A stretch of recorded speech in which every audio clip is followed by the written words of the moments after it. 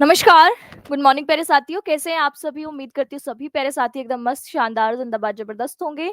मैं वर्षा आप सभी का स्वागत करती हूँ आपके अपने प्यारे परिवार रोजगार विद अंकित एप्लीकेशन पर। तो प्यारे साथियों, आपकी एलटी ग्रेड की जो क्लासेस है संस्कृत की, ये चल रही है। साहित्य की सुबह 10 बजे, है ना, और एक व्याकरण की 1 बजे, शाम को 6 बजे यूट्यूब पर प्रैक्टिस सेट, और एक रात को 8 बजे, जिसमें हमने कल से ही शुरू किया है। अभिज्ञान शाकुंतलम की पहली क्लास कल हमने की थी। तो अब अभी सुबह 10 बजे साहित्य की क्लास में हम लोग मेघदूतम पढ़ रहे हैं। मेघदूतम की 2 क्लासेस हो चुकी है, मंडे और वेंसडे को, और आज ये मेघदूतम की तीसरी क्लास है। मेघदूतम में अभी तक हमने जो शुरुआती 18 श्लोक थे उनको पढ़ा था। आज हम उसी के आगे कंटिन्यू करने वाले हैं। तो सभी साथी कमेंट सेक्शन में बताएंगे कौन कौन साथी आ चुके हैं क्लास में। तो क्लास में हैं परम प्रकाश, दिव्यांशु, प्रीतम, गुंजन, मोनी, मधु, शिवानी। ठीक है, सभी को वेरी वेरी गुड मॉर्निंग। तो आप लोगों का मेघदूतम हम पढ़ रहे हैं। मेघदूतम किसकी रचना है? तो मेघदूतम आपकी कालिदास की रचना है। कौन सी विधा के अंतर्गत आता है? काव्य की कौन सी विधा है? तो कहोगे ये खंड काव्य है। खंड काव्य की विशेषता क्या होती है कि महाकाव्य बड़ा होता है और वह आपके किसी घटना के सभी पक्षों का वर्णन कर रहा होता है, जबकि खंड काव्य उसकी अपेक्षा छोटा होता है। इसमें बहुत विस्तार नहीं दिया जाता, किसी एक घटना विशेष को लेकर ही खंड काव्य लिखा जाता है। तो आप महाकाव्य में काफी विस्तृत वर्णन देखते हो, जबकि यहाँ वर्णन आपके एक ही भाग का, एक ही हिस्से का, किसी एक ही घटना का किया जाता है। जैसे आपका मेघदूतम खंड काव्य है, तो इसमें यक्ष का जो विरह है और अपनी पत्नी यक्षिणी को जो संदेश है, इसको दिखाया गया है। तो आपके यह यक्ष के संदेश को मेघ जो है वह उसकी पत्नी यक्षिणी तक लेकर जाएगा। तो यहाँ इसी बात का वर्णन किया गया है। मेघदूतम के मंगलाचरण की बात करें तो यह वस्तु निर्देशात्मक मंगलाचरण है, जो सीधे कथा वस्तु की तरफ निर्देश करता है। ठीक है। इसके अलावा हमने देखा कि जो आपका मेघदूतम है, इसका पूर्व मेघ हमें पढ़ना है, जिसमें 67-68 श्लोक है, और इसमें आपके जो है मंदाक्रांता छंद का प्रयोग किया गया है। छंद कौन सा है? मंदाक्रांता। रस कौन सा है? विप्रलंभ श्रृंगार, क्योंकि नायक और नायिका के वियोग को दिखाया है। तो जहां नायक नायिका का वियोग होता है उसको हम विप्रलंभ श्रृंगार कहते हैं। ठीक है। तो चलिए, 18 श्लोक पढ़ चुके थे, 19वें श्लोक से हम आज की क्लास को शुरू करेंगे। अब तक सभी साथी क्लास में आ भी चुके हैं। देखिए, लिखा स्थित्वा तस्मिन वनचर वधु भुक्त कुंज मुहूर्त तोयो उत्सर्ग द्रुत गति तत्परम वर्त्म तीर्णः रेवाम रेवाम द्रक्ष्यसि उपल विषय में विंध्य पादे विशीर्णा भक्ति छेद इव विरचिताम भूतिम अंगे गजस्य।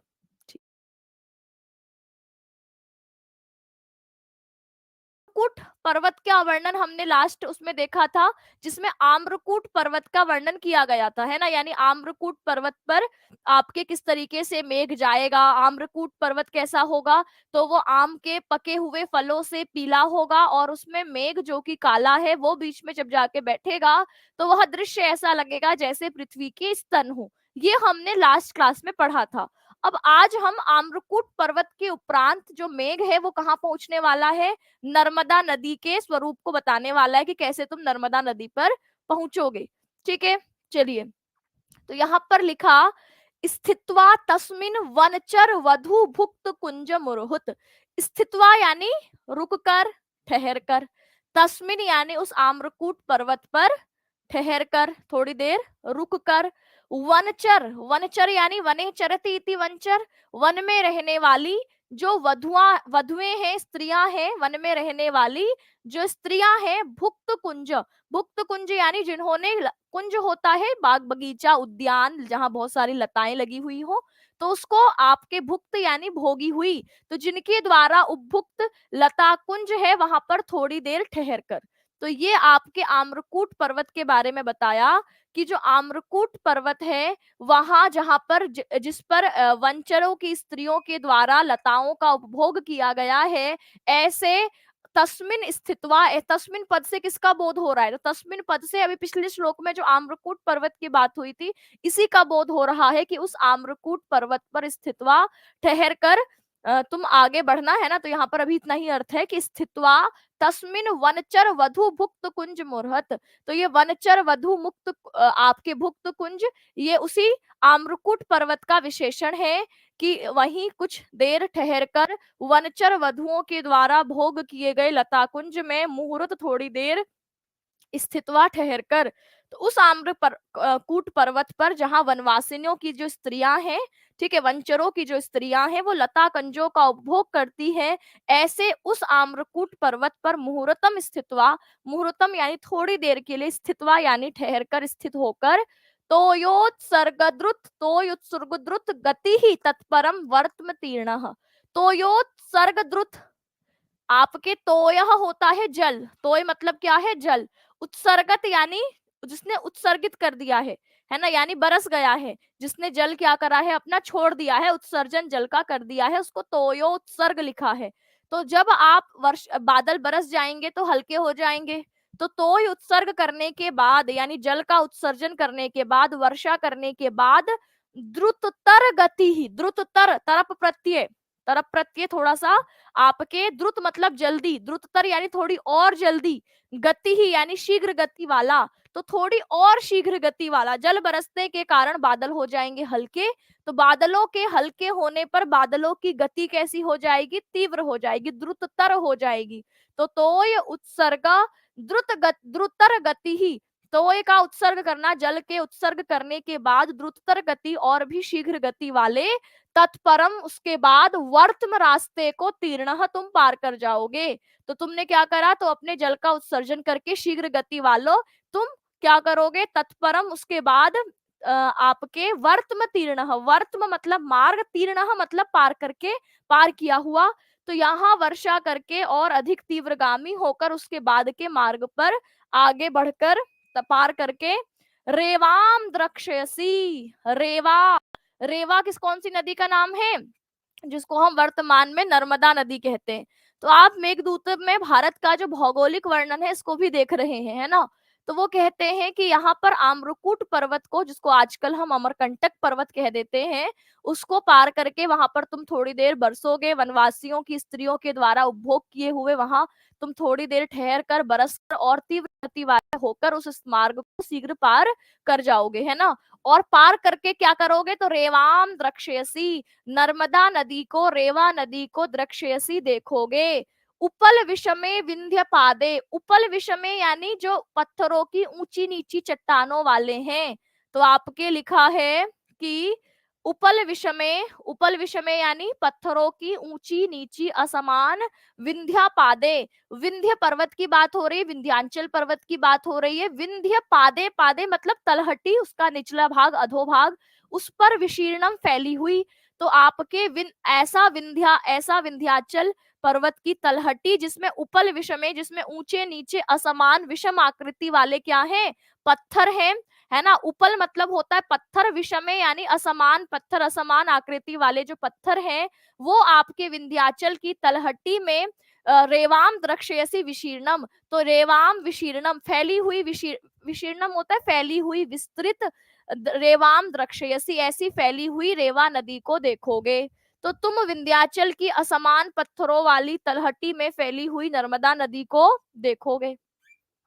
आगे लिखा है भक्ति छेद ही इव, भक्ति छेद ही यानी भक्ति छेद ही का मतलब क्या है, चित्रकला के खंड खंड आभूषण।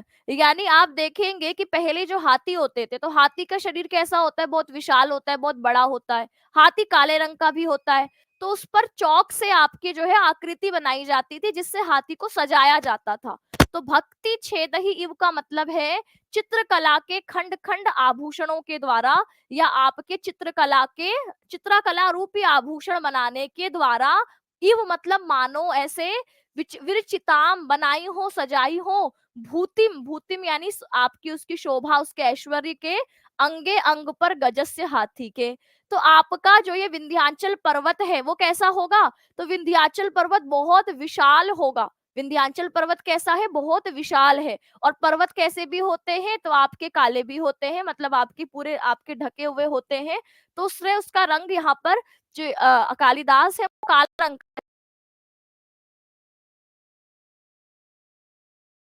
बता दिया। विंध्याचल पर्वत पर बहने वाली जो नदी है वो कैसी है? नर्मदा। तो नदी का जल होता है सफेद। तो जैसे गजस्य अंगे, गज के अंग में शरीर पर भक्ति छेद चित्रकला के खंड खंड से बनाए गए आभूषणों के द्वारा मानो कर रखा है, उसके ऐश्वर्य को सजा रखा है, ऐसा यहाँ पर वह जो आपका पर्वत है विंध्याचल पर्वत ऐसी ही शोभा दे रहा है। जैसे हाथी के काले विशाल शरीर पर चौक से सजाने के लिए उसको तरह तरह की आकृति बनाई जाती है, चित्रकला बनाई जाती है, ऐसे मानो उस विंध्याचल पर्वत पर आपकी नर्मदा नदी जो बहती हुई दिखाई दे रही है, वह उसी हाथी के शरीर पर बने हुए काले आपके सफेद अंगों की तरह या चित्रकला के आभूषणों की तरह सजी हुई शोभा दे रही है। तो मानो हाथी के अंग पर खंड खंड रेखाओं द्वारा बनाई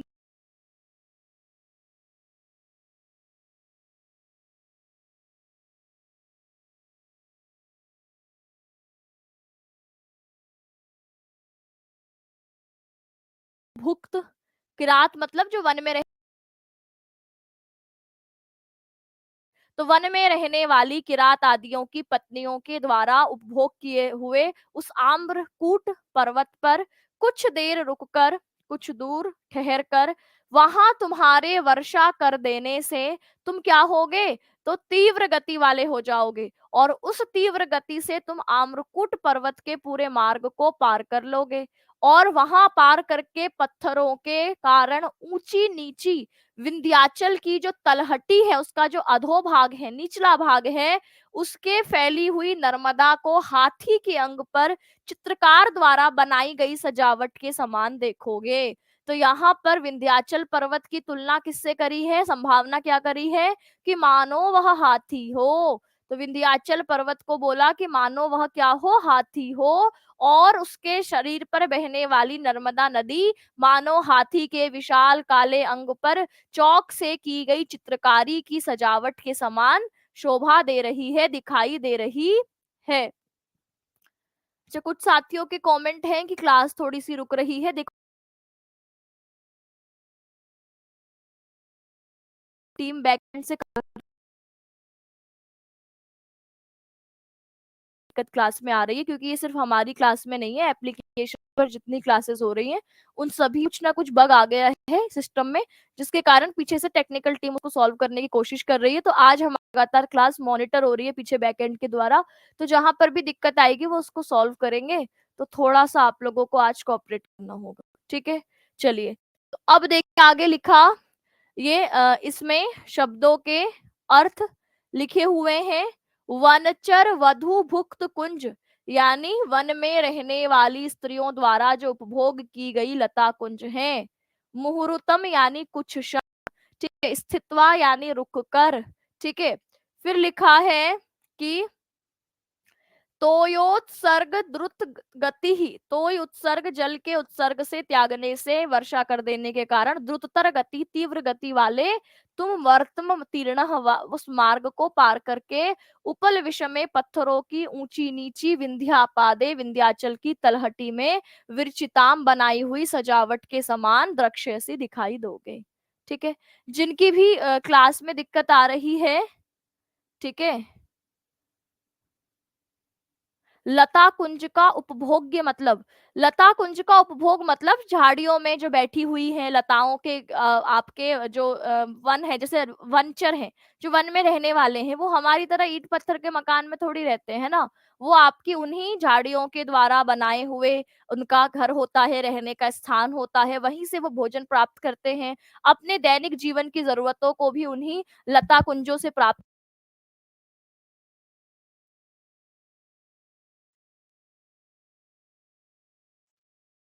तो आपके उनका उपभोग करने का मतलब है कि वनचर वन में रहने वाली जो स्त्रियां हैं, वनवासिनियों की स्त्रियां हैं, वो अपनी दैनिक जरूरतों को उन्हीं लताओं से, उन्हीं कुंजों से, उन्हीं उद्यानों से, उन्हीं बाग बगीचों से पूरा करती हैं। तो इसलिए लता कुंज उपभुज लिखा हुआ है। ठीक चल रही?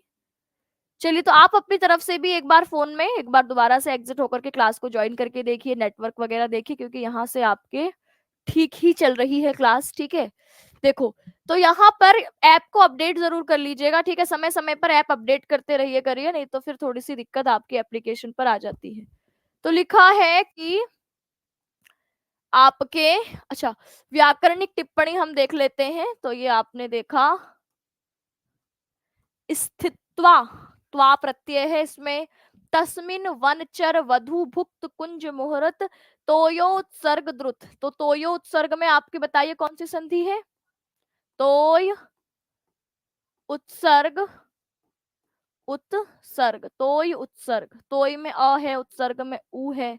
ठीक है, तो ये दोनों क्या हो जाएंगे आपके, ये आपकी गुण संधि को दिखाते हैं, तोयोत्सर्ग। ठीक है, द्रुततर पदे में तरप प्रत्यय है, जब वो आप प्रत्यय पढ़ेंगे तब समझ में आएगा। गति ही तत्परम, तो गति ही यहाँ पर विसर्ग था, इसको स हो गया है आगे तत्परम शब्द देखकर। यहाँ पर आप बताएंगे कौन सी संधि है? द्रक्ष्यसि उपल विषमे। तो द्रक्ष्यसि दृश्य धातु के लिट लकार के मध्यम पुरुष एक वचन का रूप है द्रक्ष्यसि, और फिर क्या है? उपल विषमे। फिर कौन सा पद है? उपल विषमे, उपल विषमे, है ना। तो यहाँ पर आपके द्रक्ष्यसि में ई था, ई के बाद, ठीक है, आपके द्रक्ष्यसि में ई है, ई के बाद भिन्न स्वर है, तो ई की जगह आपके य आ जाएगा, ये स आधा हो गया, य में आगे वाला उ जुड़ गया, तो ये आपकी यण संधि है। कौन सी संधि है? यण संधि है। ठीक, फिर आप यहाँ पर देखेंगे भक्ति छेदहि, भक्ति छेदहि, छेदहि और इव, तो यहाँ पर भी विसर्ग र में बदल गया, र में इव जोड़ दिया, रिव बन गया। विचिताम भूतिम अंगे गजस्य, तो ये आपके हमने संधि देखी कहाँ पर कौन सी है। अब थोड़े से और बाकी चीजों की बात कर लें, तो यहाँ पर लिखा है तोयो उत्सर्ग द्रुततर गति ही। तो तोयो उत्सर्ग शब्द में उत्सर्ग शब्द को समझाया कि उत उपसर्ग है, सृज धातु है, घय प्रत्यय से उत्सर्ग बना है, और तो यह तो जल होता ही है। तेन द्रुततरा गति है यस्य, तो आपके तोय उत्सर्ग करने के बाद जिसके द्वारा हो गई है तीव्र गति, किसके लिए आया है ये? तो आप कहेंगे मेघ के लिए, बादल के लिए, कि जल त्यागने के बाद जिसकी गति तीव्र हो गई है, ऐसा वह, ऐसे तुम क्या करोगे? मार्ग को शीघ्र ही पार कर लोगे, है ना। तत्परम, तस्मात् परम, इसके बाद, है ना, तत्परम शब्द में सुपसुपा से आपके केवल समास। उपल विषमे, उपल विषमे पदे तृतीय विभक्ति समास, यानी जो ऊंची नीची, विषम तलहटी है। विंध्य पादे, विंध्यस्य पादे षष्ठी तत्पुरुष समास का प्रयोग यहाँ हुआ है।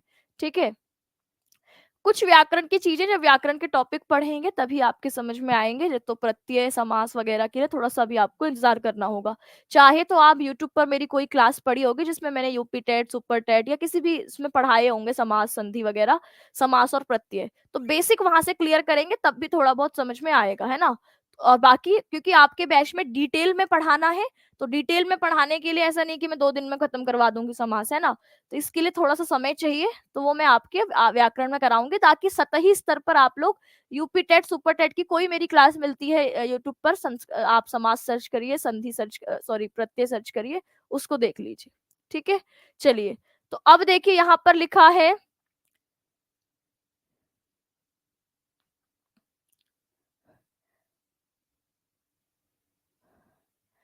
अब लिखा है कि तस्य अस्ति, तस्य अस्ति, तस्य अस्ति तिक्त ही वन गजम, वन गजम देवाः आसितम, गज मदहि वासितम वांत वृष्टि जम्बुः कुंज प्रतिहत, प्रतिहतः अयम तोयम आदाय गच्छेः अंतः सारम घन तुलयितुम नानिलाः सक्ष्यति त्वाम रिक्तः सर्वो भवति ही लघु पूर्णता गौरवाय। इसकी आखिरी पंक्ति कैसी है? इसकी आखिरी पंक्ति जो है वह आपकी कौन सी होगी? ये सूक्ति है, इंपॉर्टेंट सूक्ति है, मैं सूक्ति आपको साथ के साथ बताती हुई चल रही हूँ, इसको आप नोट कर सकते हैं। ये आपकी सूक्ति के रूप में कथन पूछा जाता है। तो अब यहाँ पर क्या लिखा? वांत वृष्टि ही, वांत वृष्टि ही खाली हो चुके वृष्टि के द्वारा, वर्षा कर चुके। वांत वृष्टि ही पद किसके लिए आया है? मेघ के लिए आया है, बादल के लिए आया है ना, मेघ के लिए आया है। तो मेघ कैसा हो चुका है, वांत वृष्टि हो चुका है, बरस चुका है। जितना उसको बरसना था अम्रकूट पर्वत पर उतना बरस चुका है, इसीलिए यहाँ पर इसको क्या कहा है, वांत वृष्टि ही कहा है। तो आपसे पूछे वांत वृष्टि ही पद किसके लिए आया है, तो आप कहोगे वांत वृष्टि ही पद मेघ के लिए आया है, बादल के लिए आया है। तो कहा कि वांत वृष्टि ही मेघ, जो आम्रकूट पर्वत पर पहले ही क्या हो चुका है, बरस चुका है। ऐसे मेघ जो है ऐसे मेघ को उसने बोला, इस ऐसे मेघ को बोला कि तस्याह तिक्त ही, तस्याह अब कहाँ पहुंच चुका है ये, तस्याह पद षष्ठी विभक्ति का पद है, और अब ये पहुंच चुका है नर्मदा नदी पर। तो कैसा नर्मदा नदी का जल, तो कहता है तस्याह तिक्त ही। तिक्त ही का मतलब यहाँ पर, वैसे तो तिक्ता का मतलब हम तीखा कहते हैं, कड़वा कहते हैं, लेकिन यहाँ तीखा कड़वा बोलने से मतलब है कि जो हाथी है, वन गज मदही वासितम, तो हाथी उस नर्मदा नदी में जाकर क्या पीते होंगे, जल पीते होंगे। भाई जंगल के जितने पशु हैं वो जाकर आसपास नदी झरने आदि से क्या करते हैं, जल ग्रहण करते हैं, जल पीते हैं। तो ऐसे हाथी जिनके कानों से मद बह रहा है, भाई हाथी असली तो वही है जिसके कानों से मद बह रहा है, वही तो दिखाता है कि हाथी कैसा है, शक्तिशाली है, ताकतवर है कि नहीं। तो वन गज मद ही, वन में रहने वाले हाथियों के मद ही, मद से जो तिक्ता ही है यानी सुगंधित है। तो यहाँ उसका कहने का मतलब है कि वन के हाथियों के जल पीने से जो जल सुगंधित है, उनके मद से जो युक्त है, उससे जो सुगंधित किया हुआ है, ऐसे तस्याह, ऐसे नर्मदा नदी के। अब यहाँ वो वांत हो चुका है बादल, अब बादल वांत हो चुका है तो खाली हो चुका है, तो उसको थोड़े जल ग्रहण करने की जरूरत है।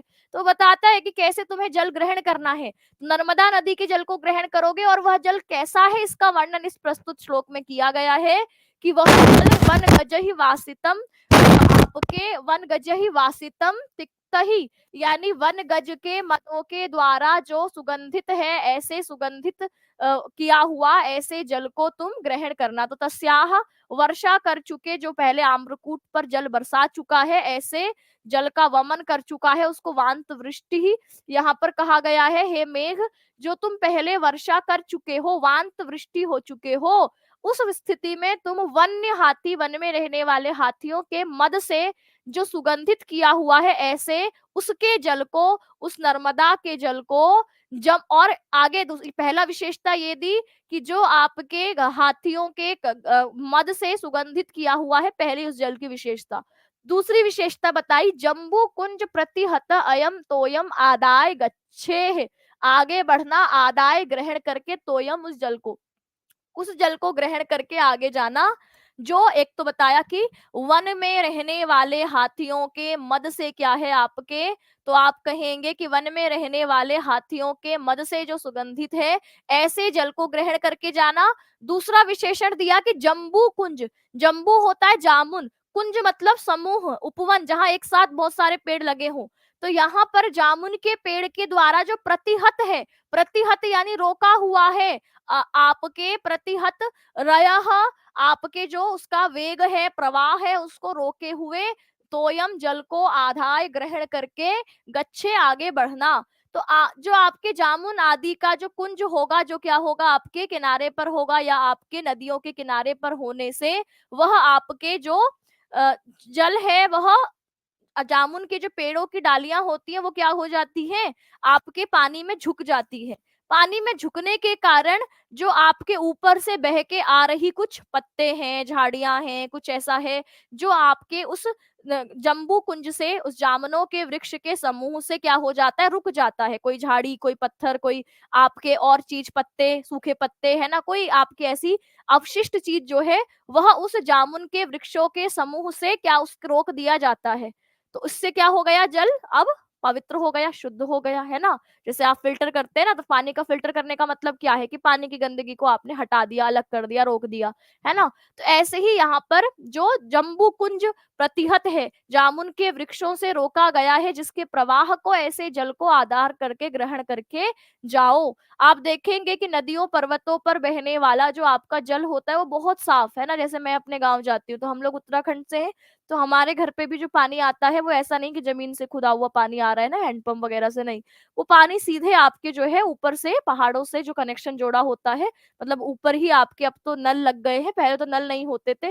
पहले आपके धारा कहते हैं वहां, है ना, धारा का मतलब है कि ऊपर से पानी बहकर आ रहा है, वो बहते हुए आपके किसी जाकर के आगे जाकर किसी नदी में मिलता है। तो छोटे छोटे जो पानी के स्रोत होते हैं वहां पर लोगों ने थोड़ा सा उसको आकार दे करके एक पानी भरने वाला स्थान बनाया होता है ना, उसको धारा कह देते हैं। तो पहले लोग वहां जाया करते थे और इसमें इतना साफ पानी आता है कि हाथ हाथ में पानी लेके देखोगे तो आपको लगेगा कितना ये साफ है, एकदम फिल्टर फिल्टर पानी भी, शहर का फिल्टर पानी भी उसके आगे फेल है, इतना चमकता हुआ पानी वह लगता है। अब वो आजकल लोगों ने वहीं से पाइप वगैरह जोड़ करके अपने नल फिट कर लिए हैं घरों में, तो घरों में डायरेक्ट वो पानी आता है। तो वो पानी बहुत साफ होता है, क्यों? क्योंकि वो पर्वतों में लगे हुए पेड़ों के झरन, जो आपकी जड़ें होती हैं, उनसे फिल्टर होकर आता है ना। तो वो आपके बिल्कुल साफ होता है। तो इसीलिए यहाँ पर भी कहा कि जम्बू कुंज की जो जामुन के वृक्ष हैं, जामुन के वृक्षों का जो समूह है, उससे उसकी गति को प्रतिहत कर दिया गया है, रोक दिया गया है। तो उससे वह जल क्या हो गया है, साफ हो गया है। तो ऐसे तोयम, ऐसे जल को आदाय ग्रहण करके आपके आदाय गच्छे है जाओ, तो ऐसे जल को ग्रहण करके तुम आगे जाओ। तो जिसका प्रवाह जामुन के वृक्षों के समूह से बाधित है, उस नर्मदा के जल को पीकर आगे बढ़ो। तो पहली चीज बताई कि ऐसा जल जो आपके क्या होगा, जो आपके हाथियों के मद से सुवासित है, सुगंधित है, ऐसे जल को पी करके, है ना, और उस नर्मदा के जल को, जो जामुन के वृक्षों के कुंज से समूह से प्रतिहत गति वाला है, रोकी गई प्रवाह वाला है, ऐसे तोयम आदाय गच्छे, ऐसे जल को ग्रहण करके जाओ। आगे लिखा कि जब तुम जल को ग्रहण करोगे तो तुम कैसे हो जाओगे, अंतः सारम। अंतः सारम यानी सार तत्व वाले, अंतर बल वाले, ताकत वाले। जैसे आप बिल्कुल आपके पानी ना पियो, है ना, पानी मत पियो, या आपके बहुत, आपने जैसे अभी आप लोग, कई लोग व्रत रख रहे होंगे, तो व्रत में आप लोग कुछ खा पी नहीं रहे होंगे, तो शाम तक आप बिल्कुल अपने आप को ऐसा महसूस करोगे जैसे आपके अंदर का बल चला गया, ताकत चला गया। तो मेघ का खाना पीने सब पानी ही है। तो जब मेघ बरस चुका है तो वो भी अंदर से बिल्कुल खाली हो गया है। तो जब वह नर्मदा के ऐसे जल, जो कि जंगली हाथियों के द्वारा सुवासित किया गया है, सुगंधित किया गया है, ऐसे और जम्बू वृक्षों के कुंज द्वारा प्रतिबाधित रोके हुई गति वाले जल को ग्रहण करेगा, तो उसको बोला कि फिर तुम अंतः सारह घन हो जाओगे। अंतः सारम घन यानी भीतर सार तत्व वाले, बल वाले, घन, हे मेघ, ऐसे हो जाओगे। तो ना शक्षयसी, है ना, आपके ना शक्षयसी, नहीं समर्थ हो पाएगी, त्वाम तुमको, अनिलह तुम, अनिल कहते हैं हवा को, है ना, तो हवा तुमको तोलने में, या कहो हिलाने में, इधर उधर उड़ाने में समर्थ नहीं हो पाएगी। भाई आप हल्के हो, तो आपको हवा कहीं भी उड़ा के ले जा सकती है, तो बादल को भी कहीं भी अपनी मर्जी से कहीं भी उड़ा के ले जा सकती है, क्योंकि बादल हल्के हो गए हैं, पानी बरस चुका है, सारा सार तत्व खत्म हो चुका है, बल खत्म हो चुका है। तो यहाँ पर अगर बादल जल पी लेंगे, नर्मदा नदी के उस जल को, जो कि हाथियों के द्वारा सुगंधित है, जम्बू कुंज के द्वारा फिल्टर्ड है ना, ऐसे उसकी गति को रोका गया जल है, उसको ग्रहण करके वह अंतः सारम घन, अंतः सार युक्त हो जाओगे तुम हे बादल। और न सक्षयति अनिलह, नहीं समर्थ हो पाएगी अनिल हवा, तुमको तोलने में, तुमको हिलाने डुलाने में, या अपनी मर्जी से कहीं भी ले जाने में सक्षम नहीं हो पाएगी, क्योंकि तुम फिर वजनदार ताकत वाले हो जाओगे। तो हे मेघ, हे घन, जब तुम भीतर से सार युक्त यानी जल से भरे हुए थे ना, तो जल उसकी ताकत है, उससे भरे हुए होगे, तब वायु तुम्हें हिला नहीं सकेगी। और लास्ट इसकी सूक्ति है कि रिक्तः सर्वः भवति ही लघुः, रिक्तः जो खाली हो चुका हो, सर्वः अपना सब कुछ जिसने खाली कर दिया है, वह लघु भवति, वह हल्का हो जाता है।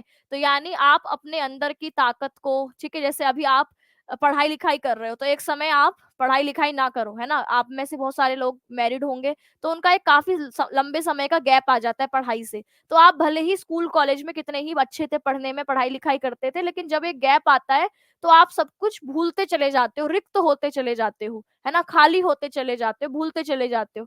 तो खाली होने से आप में एक हल्कापन आ जाता है ना, आपकी बातें भी फिर उसी तरीके की होती है जैसे माहौल में आप रहते हो, क्योंकि पढ़ाई लिखाई से टच छूट जाता है। तो ऐसे में आपके अंदर बहुत सारी रिक्तता आ जाती है, खालीपन आ जाता है। उस खालीपन के आने से आप हल्के हो जाते हो। तो इसीलिए लिखा रिक्तः सर्वः लघु भवति। सब कुछ खाली कर दिया हुआ व्यक्ति लघु हो जाता है, हल्का हो जाता है, फिर उसकी बात का कोई महत्व होता नहीं। और जो आपके ज्ञान से खाली है, जिसने कभी अपने आप को पढ़ा नहीं, जाना नहीं, समझा नहीं, ऐसे व्यक्तियों को भी हम हल्का व्यक्ति कहते हैं। तो वो खाली है इसलिए हल्का है। तो रिक्तः सर्वः लघु भवति, खाली व्यक्ति हमेशा क्या होता है? लघु होता है, हल्का होता है। और पूर्णता गौरवाम, गौरवाय, आपकी पूर्णता, पूर्णता यानी परिपूर्ण होना, भरापन होना, गौरवाय, गौरव के लिए, भारीपन के लिए भरा होना बहुत जरूरी है ना। जैसे अभी आप देखेंगे कोई अधजल गगरी छलकत जाए, आपने मुहावरा सुना होगा कि अगर जल को हम आधी गगरी गगरी में आधा जल भरते हैं तो वो ज्यादा छलकता है ना, ज्यादा वो करता है, उछलता है ज्यादा। और वही उस जल को अगर पूरा घड़े को भर देंगे तो वो फिर उतना छलकता नहीं है, बाहर नहीं गिरता। तो ऐसे ही पूर्णता आपको गुरुता प्रदान करती है, आपको बड़प्पन प्रदान करती है, आपको भारी बता देती है, आपकी बातों में वजन ले आती है। तो ये बहुत इंपॉर्टेंट सूक्ति है मेघदूतम की, बहुत बार पूछी जाती है कि रिक्तः सर्वः लघु भवति, खाली व्यक्ति का, रिक्त व्यक्ति का आपके स्वभाव कैसा हो जाता है? हल्का हो जाता है, या वह व्यक्ति हल्का हो जाता है, उसकी बातों का कोई महत्व फिर रहता नहीं है। जबकि पूर्णता, आपका परिपूर्ण होना, आपका भरापन होना, है ना, अपने ज्ञान को बढ़ाते रहना, गौरवाय, आपके गौरव के लिए, आपके मान सम्मान के लिए, आपकी गरिमा के लिए, आपके भारीपन के लिए जरूरी होता है। तो ये आपके, इसीलिए मेघ को अंतःसारम होने के लिए कहा है कि तुम नर्मदा के जल को ग्रहण कर लेना, क्योंकि तुम वांत वृष्टि ही, तुम अपना जल जितना था वो आम्रकूट पर्वत पर उगल चुके हो। तो इसलिए तुमको क्या करना है? नर्मदा के ऐसे जल को जो हाथियों के द्वारा मद से सुवासित है, सुगंधित है, और जम्बू फल के, जामुन के फल के वृक्षों के द्वारा, कुंजों के द्वारा जो प्रतिहत किया गया है, उसकी गति को रोका गया है, ऐसे जल को आदाय, ऐसे तोय को आदाय गच्छे, उसको ग्रहण करके ही आगे बढ़ना। क्योंकि रिक्तः सर्वभवति लघु, क्योंकि खाली व्यक्ति आपके पूरी तरीके से हल्का हो जाता है। और पूर्णता गौरवाय, और भारीपन आपके जो है वह आपकी पूर्णता से आप में आता है, क्योंकि जो भी रिक्त होता है वो हल्का हो जाता है, और पूर्णता ही गौरव देती है, महान बनाती है, आपको महत्व देती है। तो इस पूरे का अनुवाद यही है कि पहले आम्रकूट पर्वत पर वर्षा का वमन किए हुए, वांत वृष्टि पद किसके लिए? बादल के लिए, है ना। जंगली हाथियों के तिक्त मद से तथा जामुन के वृक्षों के कुंज द्वारा रोके हुए वेग वाले उस नर्मदा के जल को पीकर जाना। हे मेघ, अंतसार से युक्त तुम्हें वायु हिला ना सकेगी। और खाली पदार्थ हल्के होते हैं, भरा होना तो भारीपन का कारण होता है। तो जो खाली व्यक्ति है उसको समाज के कहीं भी कोई भी कैसे भी मोड़ लेता है ना। नेता लोग जो आपके पढ़े लिखे लोग नहीं होते, उनको अपने हिसाब से चलाते हैं, जैसा चाहते हैं वैसा आपकी जनता बोलने लगती है, ठीक है। जैसा जनता में अपनी छवि बनाना चाहते हैं वैसी बन जाती है, ठीक है। तो ऐसे, और जो पढ़ा लिखा व्यक्ति होता है वो बहुत जल्दी आपकी बातों में नहीं आएगा। तो आप समझ सकते हैं कि जैसे हवा हल्के बादलों को कहीं भी उड़ा के ले जाती है, ऐसे जो व्यक्ति अंदर से पूर्ण खाली है, जिसको कुछ भी ज्ञान नहीं है, भीतरी कोई तत्व नहीं है, बल नहीं है, उस व्यक्ति को समाज में कोई ऐसे वर्ग अपनी इच्छा अनुसार कहीं पर भी घुमा सकते हैं। इससे भी आप इसको जोड़ सकते हो। तो मेघ को मार्ग में नर्मदा के सौंदर्य का वर्णन एवं पान का परामर्श देते हुए यक्ष कहता है कि पहले जब तुम आम्रकूट, ये लोकेशंस आपको जरूर याद रखनी है कि बादल जब आपके रास्ता बताता है तो सबसे पहले किसका वर्णन किया उसने? बताओ, सबसे पहले किसका वर्णन किया था? याद है? सबसे पहले किस आपके पर्वत का वर्णन वह करता है? बताओ। रामगिरी आश्रम में यहाँ पर बादलों से बात कर रहा है यक्ष। उसके बाद जब आगे वर्णन करता है तो सबसे पहले कौन से पर्वत का वर्णन करता है? इसके नोट्स बनाने हैं, आपको याद रखनी है ये पीछे की बातें। जैसे कल मैं कमेंट पढ़ पा रही थी, आपकी डाउट ग्रुप में भी था कि हम लोग पढ़ तो रहे हैं लेकिन इतने सारे हमें याद कैसे रहेगा? आम्रकूट का थोड़ी किया था, इससे पहले भी एक आया था। तो आपको याद तभी रहेगा जब आप ज्यादा से ज्यादा रिवीजन करोगे, कुछ शॉर्ट नोट्स बना लोगे, ठीक है। हाँ, मालव प्रदेश का किया था, ठीक है। रामगिरी में तो चलो ठीक है, रामगिरी का तो किया ही। उसके बाद मालव पर्वत है ना, मालव प्रदेश में तुम पहुंचोगे, फिर आपके आपके आम्रकूट का जिक्र आया है ना। और आम्रकूट के बाद नर्मदा नदी, नदियों में सबसे पहले किस नदी का वर्णन है आपसे ये पूछेगा, तो रेवा नदी, है ना। नर्मदा नदी का वर्णन सबसे पहले किया नदियों में, ठीक। और भी नदियों का जिक्र आएगा, इसलिए पर्वत कौन सा था सबसे पहले, दूसरे नंबर पर कौन सा पर्वत आया, नदी सबसे पहले कौन सी वर्णित करी, कौन से स्थान का वर्णन किया, ये पता होना चाहिए आपको।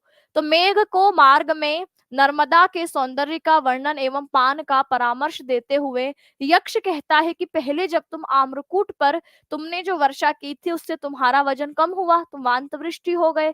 अब यहाँ विंध्य पर वन्य हाथियों के जल में उतरने के कारण सुगंधित मद वाले एवं जामुन के वृक्षों द्वारा रोके गए पर्वत प्रवाह वाले उस नर्मदा के जल को अवश्य ही पीकर आगे बढ़ना। आपसे बोलेगा रेवा नदी कौन से पर्वत से आपके निकाली, आपके कौन से पर्वत से निकली हुई है, तो आपको पता होना चाहिए कि विंध्याचल के जो तलहटी में बहती है ऐसी रेवा नदी, तो विंध्याचल पर्वत, आम्रकूट के बाद विंध्याचल पर्वत, उसके तट पर बहने वाली रेवा नदी का जिक्र यहाँ पर हुआ है।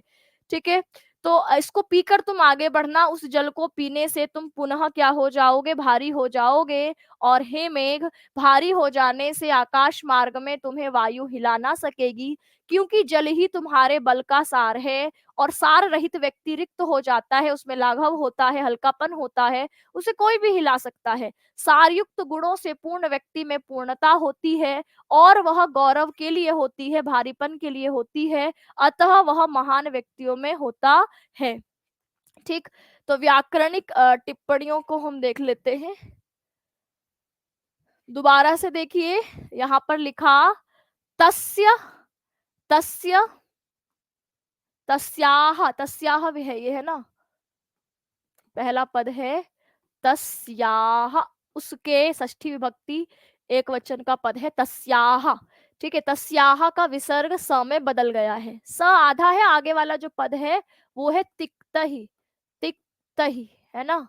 तो यहाँ पर इसका विसर्ग स में बदल गया, इसका विसर्ग आगे देखेंगे र में बदल गया है, और ये देखो इसके ऊपर जाकर चढ़ गया है ना। और इसके अलावा आप कहेंगे गज मदही, मदही पद में भी, मदही पद में भी क्या है, विसर्ग है, इसका भी विसर्ग र में बदल गया है।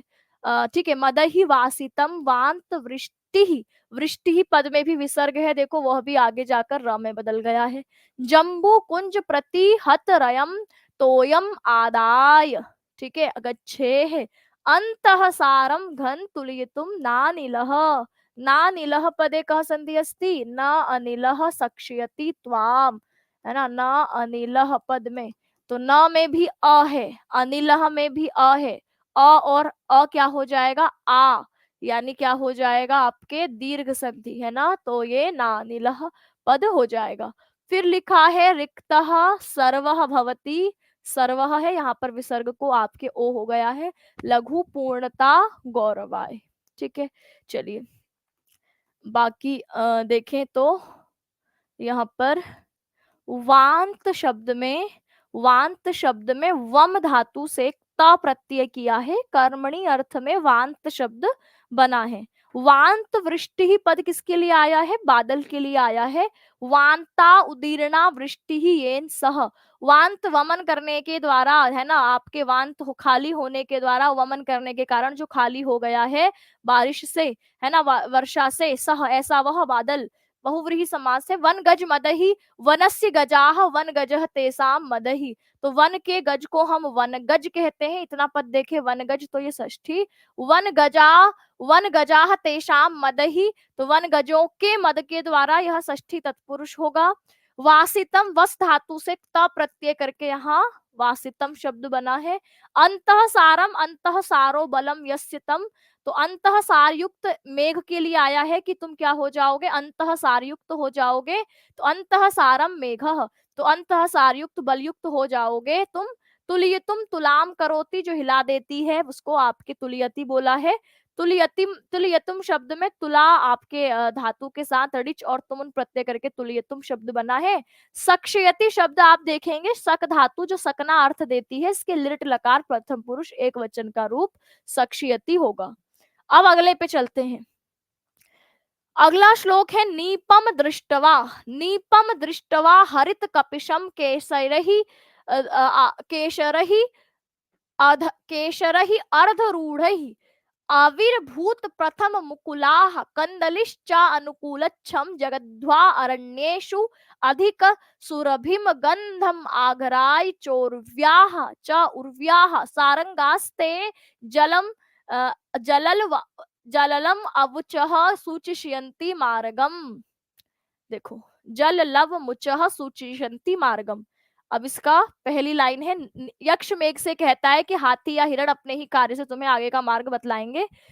तो यहाँ पर जो सारंग शब्द है, ये जो आप यहाँ पर सारंग शब्द देख रहे हैं, तो ये सारंग शब्द का अर्थ कहीं पर हमको शेर के अर्थ में दिख जाएगा, कहीं हाथी के अर्थ पर, कहीं हिरण, मतलब जंगल के कोई भी पशु से आपके जोड़कर इसका अर्थ अलग अलग जगह हमें अलग अलग प्रकार से दिखता है। ठीक है, तो आप इसमें कोई एक अर्थ को ध्यान में रखेंगे, हाथी वाला करके हम इसको आगे समझते हैं। नीपम दृष्टवा, नीप आपके जो है वो कदम्ब का फूल होता है ना, कदम्ब का जो फूल होता है उसको नीप पुष्प कहा जाता है। तो नीपम दृष्टवा, नीप के फूल को देखकर, ठीक है, कदम्ब के वृक्ष को, फूल को देखकर, हरित कपिशम, जो कैसा है, हरित मतलब हरा, कपिशम मतलब काला, तो अब हरा काला मतलब थोड़ा धूसरी रंग का, ठीक है, मिश्रित रंग वाला, केसरही अर्धरूढ़े, अर्धरूढ़े है यानी जो आधे खिले हुए हैं, केसरही केसर पुष्पों के द्वारा।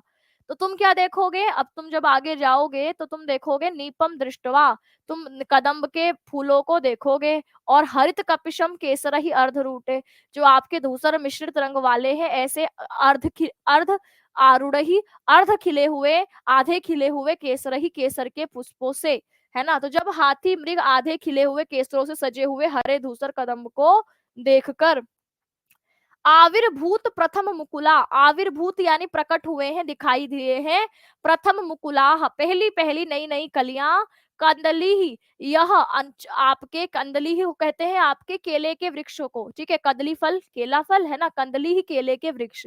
अनुकच्छम, अनुकच्छम यानी दलदले क्षेत्र में, तो कच्छ क्षेत्र होता है जो दलदल वाला क्षेत्र है, अनुकच्छ यानी जो आपके दलदली नदी के किनारे की भूमि है, उसके केले के वृक्षों को देखकर, तो आप क्या देखोगे, आप दलदल में, अनुकच्छम में कंदलही केले के वृक्ष की प्रथम मुकुलाह, पहली पहली कलियां आविर्भूत प्रकट हुई दिखाई देंगी। तो दलदल में पहली पहली कलियां लिए हुए केले के पौधों को आपके, अच्छा अगली अनुकच्छम में आगे अगला पद है जगद्वा, जगद्वा का अर्थ है खाकर, तो आपके दलदल क्षेत्र में उत्पन्न हुई पहली पहली कलियां केले के वृक्षों की जगद्वा खाकर, अरण्येषु, अरण्येषु यानी जंगलों में, वनों में, अधिक सुरभिम, अधिक सुरभिम यानी अत्यधिक सुगंध से भरकर, है ना, आपके अत्यधिक सुगंधित होकर, गंधम आघ्राय, गंध को सूंघकर, उर्व्याह पृथ्वी की, तो और क्या करोगे, तो वनों में पृथ्वी की, वनों में पृथ्वी की अत्यधिक सुगंधित गंध को सूंघकर,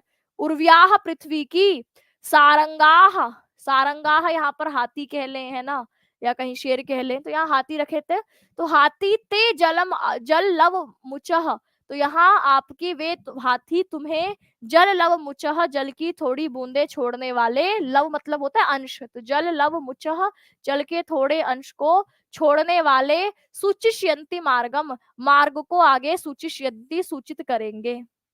तो हे बादल, तुम्हें आगे के मार्ग को कौन सूचित करेंगे, तो आगे का तुम्हें मार्ग दिखलाएंगे, बताया कौन से, आपके जो हे थोड़े से जल को छोड़ने वाले बादल तुम्हें आगे का रास्ता दिखाएंगे। कौन दिखाएंगे, तो कहा नीपम दृष्टवा हरित कपिशम केसरई अर्धरूढ़हि, जो कदम्ब के फूल उनको देखकर और धूसर रंग के आधे खिले हुए केसरों को देखकर प्रकट हुई, आपके प्रकट हुए जो पहली पहली कलियां हैं कंदली केले के वृक्ष की, जो कि अनुकच्छम, जो कि एक दलदले क्षेत्र में उगी हुई है, उसको जगदुआ खाकर अरण्येषु, जंगलों में, अधिक सुरभिम अत्यधिक सुगंध से युक्त होकर, उस गंध को ग्रहण करके पृथ्वी की, हाथी तुम्हें आपके क्या करेंगे, आगे के मार्ग को दिखाएंगे, सूचित करेंगे। जलम अवचुच, जलम जल लवम अब आपके जल लव मुचह शब्द किसके लिए आया है, मेघ के लिए आया है, बादल के लिए आया है। तो इस पूरे का अर्थ हुआ कि जब तो हाथी होगा, वह क्या करेगा, तुम्हें आधे खिले हुए पुष्प तंतुओं से, हरे धूसर कदम्ब के फूलों को देखकर, दलदल में सद्दी ही उत्पन्न हुई कलियों वाले केले को खाकर, पृथ्वी की अत्यधिक सुगंध गंध को सूंघकर, जल की बूंद बरसाने वाले तुम्हें आगे का मार्ग ये बतलाएंगे। आगे के मार्ग का संकेत तुम्हें इनसे मिलेगा, जो कि कैसे हैं, तो जो कि आपके ये आधे खिले, आपके नीप के जो पुष्प हैं उनको देखकर, आधे खिले हुए केसर के फूलों को देखकर जो कि धूसर रंग के हैं, मिश्रित रंग के हैं, और दलदल में उत्पन्न हुई तुरंत पहली पहली जो आपकी कलियां हैं उनको खाकर जो हाथी हैं वो, और पृथ्वी की सुगंधित गंध को सूंघ कर, हे जल की बूंद को बरसाने वाले, जल लव मुचह, जल के थोड़े से अंश को बरसाने वाले, सूचिष्यंती मार्गम, सूचित करेंगे मार्गम मार्ग को। अर्धरूढ़ ही आधे खिले हुए केसरही पुष्प तंतुओं से हरित कपिशम हरे तथा कपिश लाल काले मिश्रित, नीपम कदम पुष्प को दृष्टवा देखकर, अनुकच्छम दलदल में आविर्भूत प्रथम मकुलाह, पहले उत्पन्न हुई कलियों वाले कंदली केले, अधिक सुरभिम अधिक सुगंध वाली सूचियशंति बतलाएंगे। तो यहाँ पर आप व्याकरणिक टिप्पणी की बात करते हैं तो हरित कपिशम केसरही, यहाँ पर भी देखो केसरही पद में आप देखेंगे कि विसर्ग को क्या हो गया है, र हो गया है, केसरही, के स रही है ना, केसरही। ठीक, फिर क्या लिखा है, आरूढ़ ही, आपके अर्धरूढ़ ही, अर्धरूढ़ ही पद में भी विसर्ग था जो कि आपके क्या हो गया है, आगे चलकर र में बदल गया है, ये रहा र। इस र से आप आगे अलग कर दीजिए, आविर्भूत है ना, प्रकट हुई, प्रथम मुकुलाह, फिर लिखा कंदली ही, कंदली ही, चा कंदली ही, ये रहा कंदली ही, है ना, इसमें भी विसर्ग था। फिर आपके च, और च में जोड़ा गया है अनुकच्छम को, तो चानुकच्छम दिखाई दे रहा है आपको, ये दीर्घ संधि हो गई है च और अनुकच्छम में, है ना, तो यहाँ दीर्घ संधि और यहाँ इन दोनों के बीच में विसर्ग संधि। ठीक, जगध्वा खाकर अरण्येषु, अरण्येषु, शु के ऊ को व हो गया है ना, अरण्येषु, अरण्येषु, और आगे क्या लिखा है, अधिक सुरभिम, कौन सी संधि है, यण संधि है, अधिक सुरभिम, कौन सी संधि कहते हैं, यण संधि। ठीक है, गंधम, गंधम आघ्राय सूंघकर, चोरव्याह, चोरव्याह पदे च और धन उर्व्याह, उर्व्याह कहते हैं भूमि की, पृथ्वी की, है ना, उर्व्याह, उर्व्याह, तो ये आपके षष्ठी विभक्ति है, और इन दोनों पदों में गुण संधि है, चोरव्याह। ठीक, फिर सारंगास्ते, सारंग अस्ते है ना, सारंगाहते, सारंगाहते, सारंगास्ते जो पद दिख रहा है वह कैसा है, सारंगाहते, तो यहाँ पर भी विसर्ग संधि, विसर्ग को स हो गया है। जल लव मुचह सूचिष्यंती मार्गम, मार्ग की सूचना देंगे। व्याकरणिक टिप्पणी में और देखें तो अर्धरूढ़ ही, अर्ध यथा स्यात् तथा रूढ़ ही, आधे ही जो है रूढ़ ही खिले हुए, उसको अर्ध रूढ़ ही अधखिले कहते हैं। हरित कपिशम हरितम च तच्च कपिशम च, हरा और कपिश, तो ये दोनों ही विशेषण पद है, दोनों ही विशेषण पदों में भी कर्मधारय समास होता है। फिर दृष्टवा, दृश धातु से त्वा प्रत्यय करते हैं, तो दृष्टवा, आविर्भूत प्रथम मुकुलाह, प्रथम बार प्रकट हुई हैं ऐसी मुकुलह, ऐसी कलियां, और जगधुआ में आपके अध धातु से त्वा प्रत्यय करके रूप खाकर जगधुआ प्रत्यय शब्द बन जाता है। अब ये वाला श्लोक प्रक्षिप्त है, यानी कहीं पर दिखता है कहीं पर नहीं दिखता है ना, तो ये श्लोक आपके थोड़ा प्रक्षिप्त, प्रक्षिप्त का मतलब होता है किसी इसमें दिख रहा है किसी में नहीं दिख रहा है, कोई कह रहा है बाद में जोड़ा है, तो कुछ इस तरीके का प्रसंग हमें दिखता है, लेकिन हम लोग इसको पढ़ेंगे।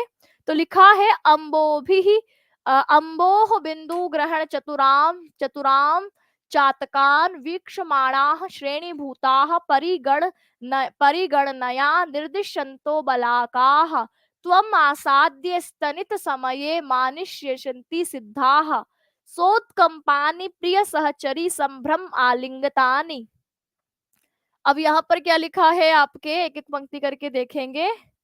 तो यहाँ पर तो गर्जन से डरी हुई स्त्रियां किस प्रकार अपने पति को या कहो अपने प्रेमी को गले से लगा लेती हैं, आलिंगन कर लेती हैं डर के मारे, इस बात को यहाँ पर बताया गया है। तो देखो लिखा आपके ठीक है, जिसकी बुक में है ठीक है, जिसमें नहीं है तो उसको आप लोग देखेंगे ही। हमारे जो एक्स्ट्रा श्लोक भी होते हैं जो कहीं में है कहीं नहीं है, उनको भी हम क्लास में करेंगे ही। ठीक है, देखो अब लिखा है अम्भोह बिंदु ग्रहण चतुरान। अम्भोह मतलब होता है जो जल की बूंद है, अम्भा मतलब जल की बूंद है ना, बिंदु अम्भा, अम्भा जल को कहते हैं, बिंदु यानी बूंद। जल की बूंद को ग्रहण करने में चतुर जो है, ऐसे चातकान वीक्षमाणः, ऐसे चातक पक्षियों को वीक्षमाणः देखते हुए। शानच प्रत्यय है वीक्षमाणः में, है ना, विउपसर्ग ईक्ष धातु से शानच प्रत्यय, वीक्षमाणः देखते हुए, वर्तमान काल के प्रत्यय होते हैं ये। तो लिखा है अंबा बिंदु जल की बूंद को ग्रहण करने में जो चतुर है, ऐसे चातकों को देखते हुए। तो चातक पक्षी के बारे में मैंने आपको बताया ही है कि चातक पक्षी प्यासा मर जाएगा, लेकिन ऊपर से जो आपके वर्षा की बूंद है उसको ही ग्रहण करेगा। तो वो ऐसे आपके देखता रहता है बादलों की तरफ, और जैसे ही कोई पानी बरसता है तो उसको मुंह खोल करके आपके उस जल को ग्रहण कर लेता है। तो जो जल को, बादलों से बरसते हुए जल को ग्रहण, जल की बूंदों को ग्रहण करने में चतुर है, एक्सपर्ट है।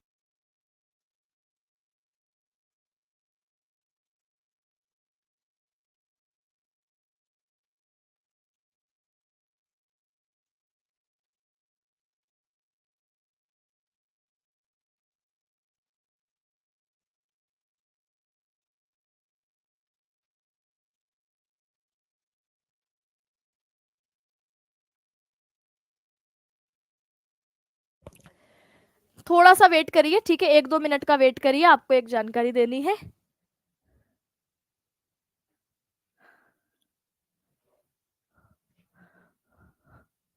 पानी पी लो मुझे।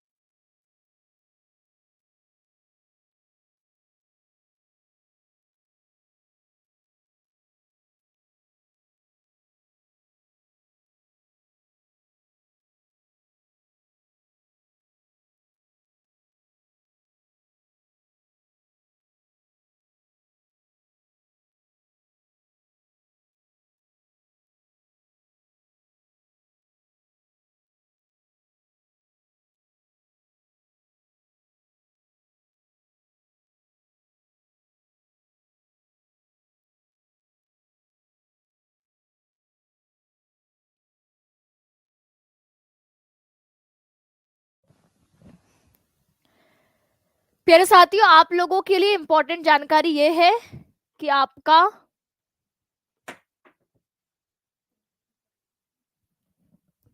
आपने ऐड कर रखी है कहाँ पे?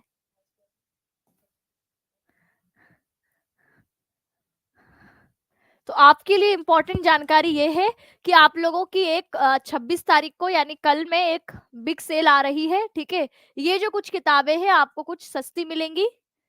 ये तो फ्लिपकार्ट पर ये आपकी सेल आ रही है, जिसमें ये किताबें हैं, इसमें जो भी आपकी जरूरत की किताब है उसको आप थोड़े कम प्राइस में लगा सकते, मतलब ले सकते हैं। ठीक है, जैसे इसमें स्टैटिक जीके है, एडवांस मैथ्स है, जीएस सुधा है ना, ये कौन सी भाषा में लिखा है? ठीक है, बंगाल के वाले साथियों के लिए बुक है, सामान्य ज्ञान की बुक है। ठीक है, इसके अलावा बिहार पुलिस कांस्टेबल तर्क ज्योति आप देख सकते हैं, जनरल नॉलेज की किताब है, सीटेट की भी बुक है, और मूल विधि और संविधान की बुक है, स्टैटिक जीके है, और ये भी आपकी बंगाल की ही है। तो ये सारी किताबें हैं जिनको आप कल ऑफर में थोड़े से कम प्राइस में ले सकते हैं। ठीक है, ऑफर इसका सुबह 8 बजे से कल रात को 12 बजे तक का है। ठीक है,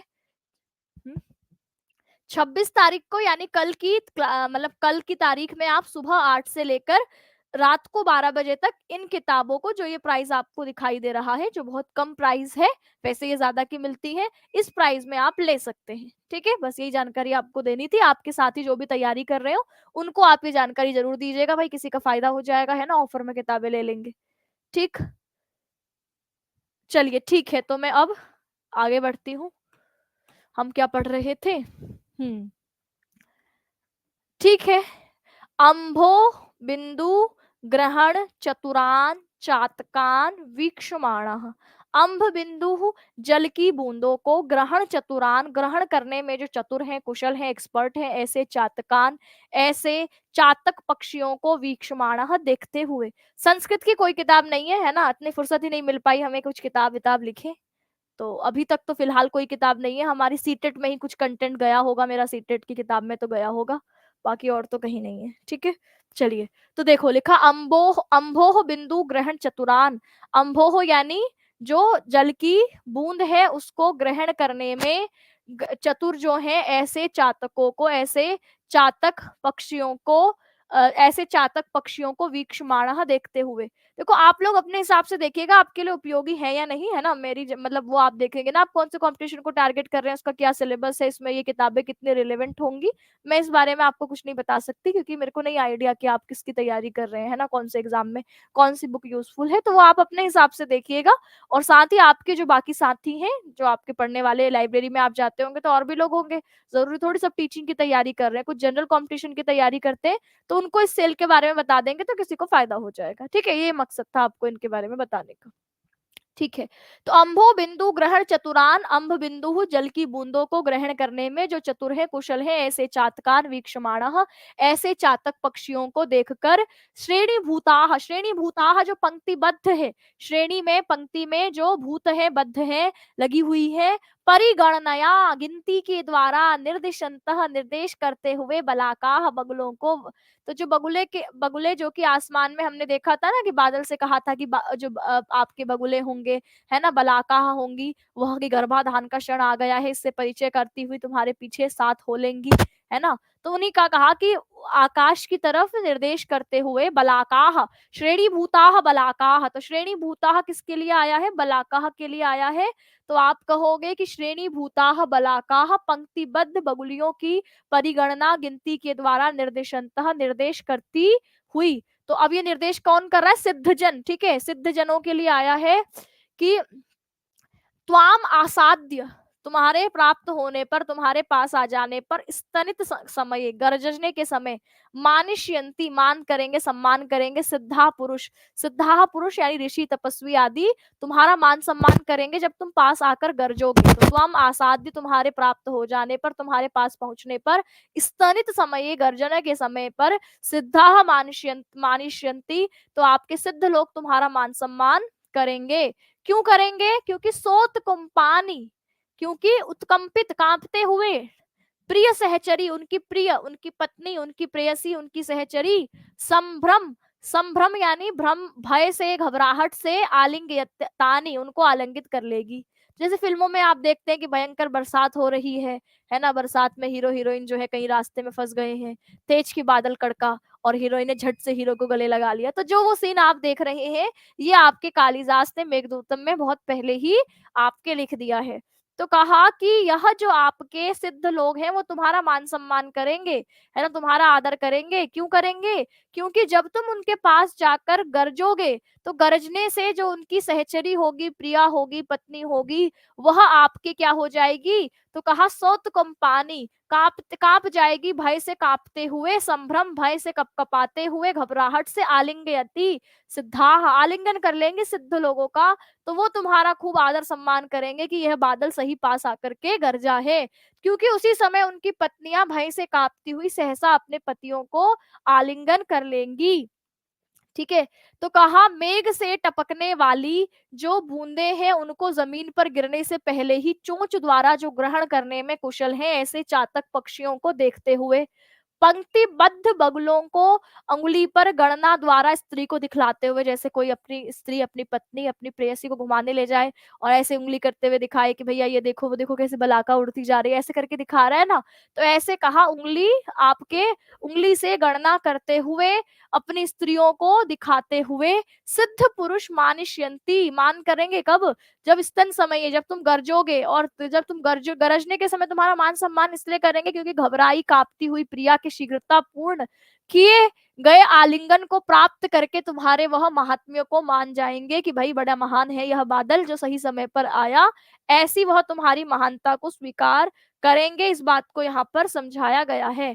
इस श्लोक में यक्ष मेघ को उसके महात्म्य का वर्णन करते हुए उसे स्त्री और पुरुष के श्रृंगार का निमित्त बनाता है, कारण बनाता है।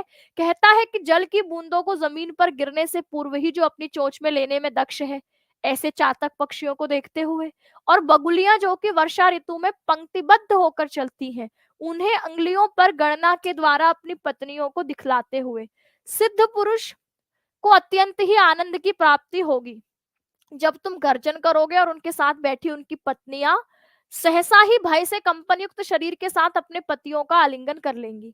तुम्हारे मेघ के इस उपकार से उपकृत होकर वह तुम्हारा महात्म्य समझ पाएंगे, तुम्हारा मान सम्मान करेंगे, है ना, कहेंगे बादल बड़ा महान है। तो इस तरीके से यहाँ पर यक्ष बादलों को कहता है।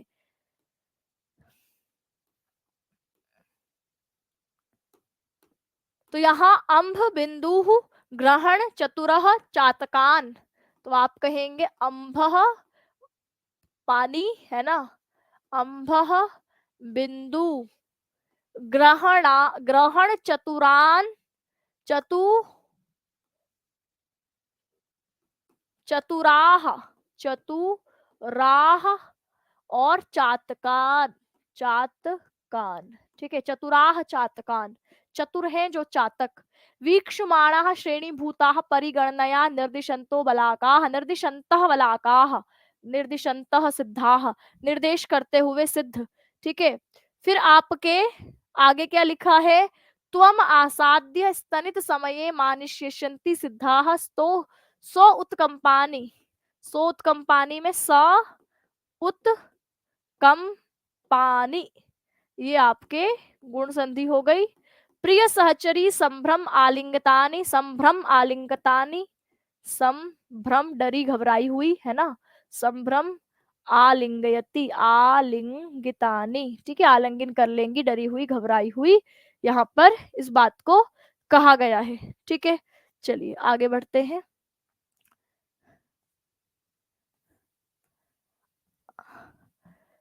तो लिखा अम्भ बिंदु ग्रहण चतुरान, अम्भो बिंदु ग्रहण चतुरान, अम्भसः बिंदुनाम ग्रहणे चतुराह तान।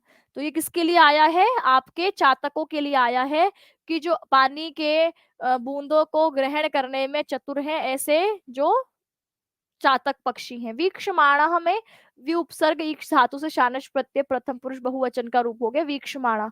आसाद्य पदे आ उपसर्ग सद धातु से ल्यप प्रत्यय करके आसाद्य प्राप्त करके पहुंचकर। मानिष्यन्ति मन धातु से लिट लकार प्रथम पुरुष बहुवचन का रूप है मानिष्यन्ति, ठीक।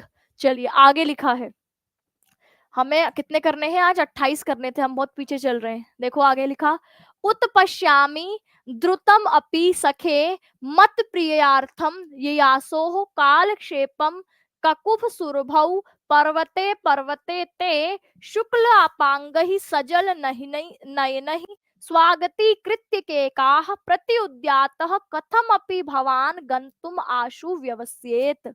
तो क्या लिखा है, आप कहेंगे कि उत्पश्यामी, उत्पश्यामी यानी मैं देख रहा हूं या समझ रहा हूं, अनुमान लगा रहा हूं। द्रुतम अपि शीघ्र हो जाने की इच्छा कर जाने वाले तुम, आपके द्रुतम अपि यासो हो, यासो हो यानी इच्छा रखने वाले, द्रुतम युयासो हो अपि, तो शीघ्र जाने की इच्छा रखने वाले होते हुए भी सखे हे मित्र, मत प्रियायार्थम, मत प्रियायार्थम मेरी प्रिया के लिए या मेरे प्रिय करने के लिए शीघ्र जा, मैं अनुमान लगा रहा हूं कि तुम देर हो जाओगे, तुम्हें देरी हो जाएगी, लेट हो जाओगे।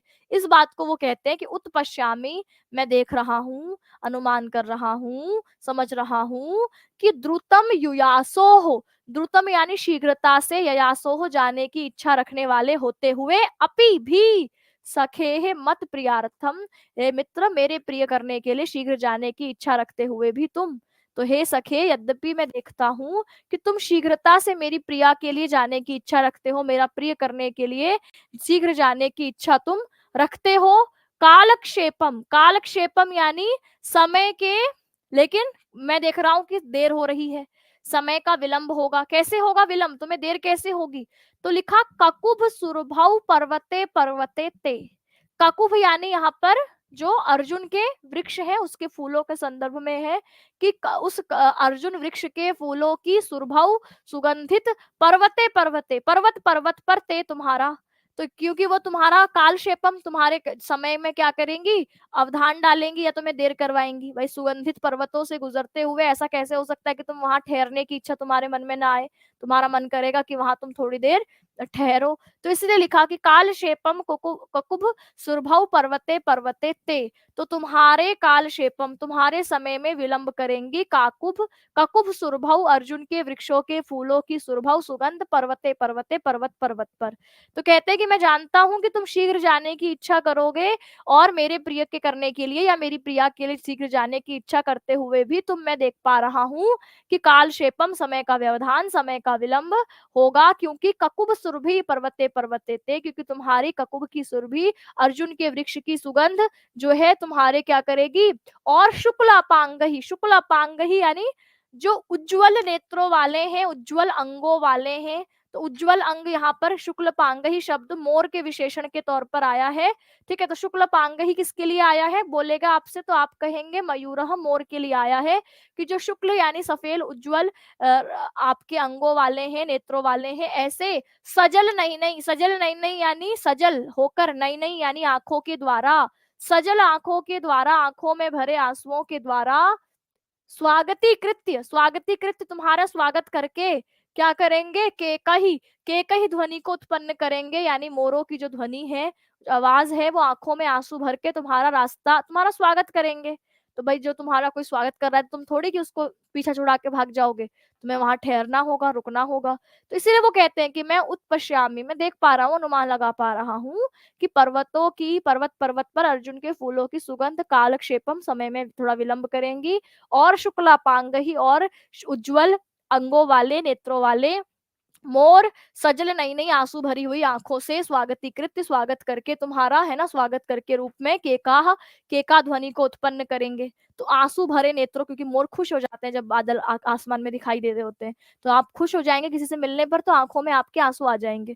तो इसी बात को लिखा आपके कालिदास ने कि आंसू भरे नेत्रों और उज्जवल नेत्र कोणों वाले मोरों की केका ध्वनि तुम्हारे लिए स्वागत का रूप धारण करेगी, तुम्हारा स्वागत करेगी, है ना।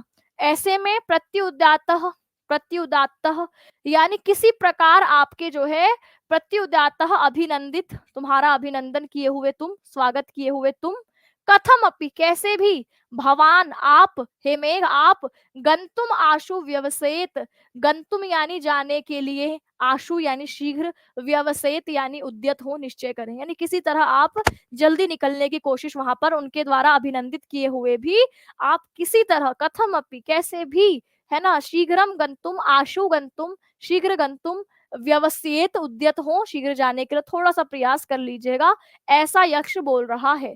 तो स्वागत पाकर भी तुम किसी प्रकार शीघ्र आगे आने का निश्चय कर लेना। हे मेघ मेरे भले के लिए तुम्हारी शीघ्रता से जाने की इच्छा होते हुए भी अर्जुन के फूलों की सुगंध के कारण कई पर्वतों पर समय की विलंब की संभावना हो रही है।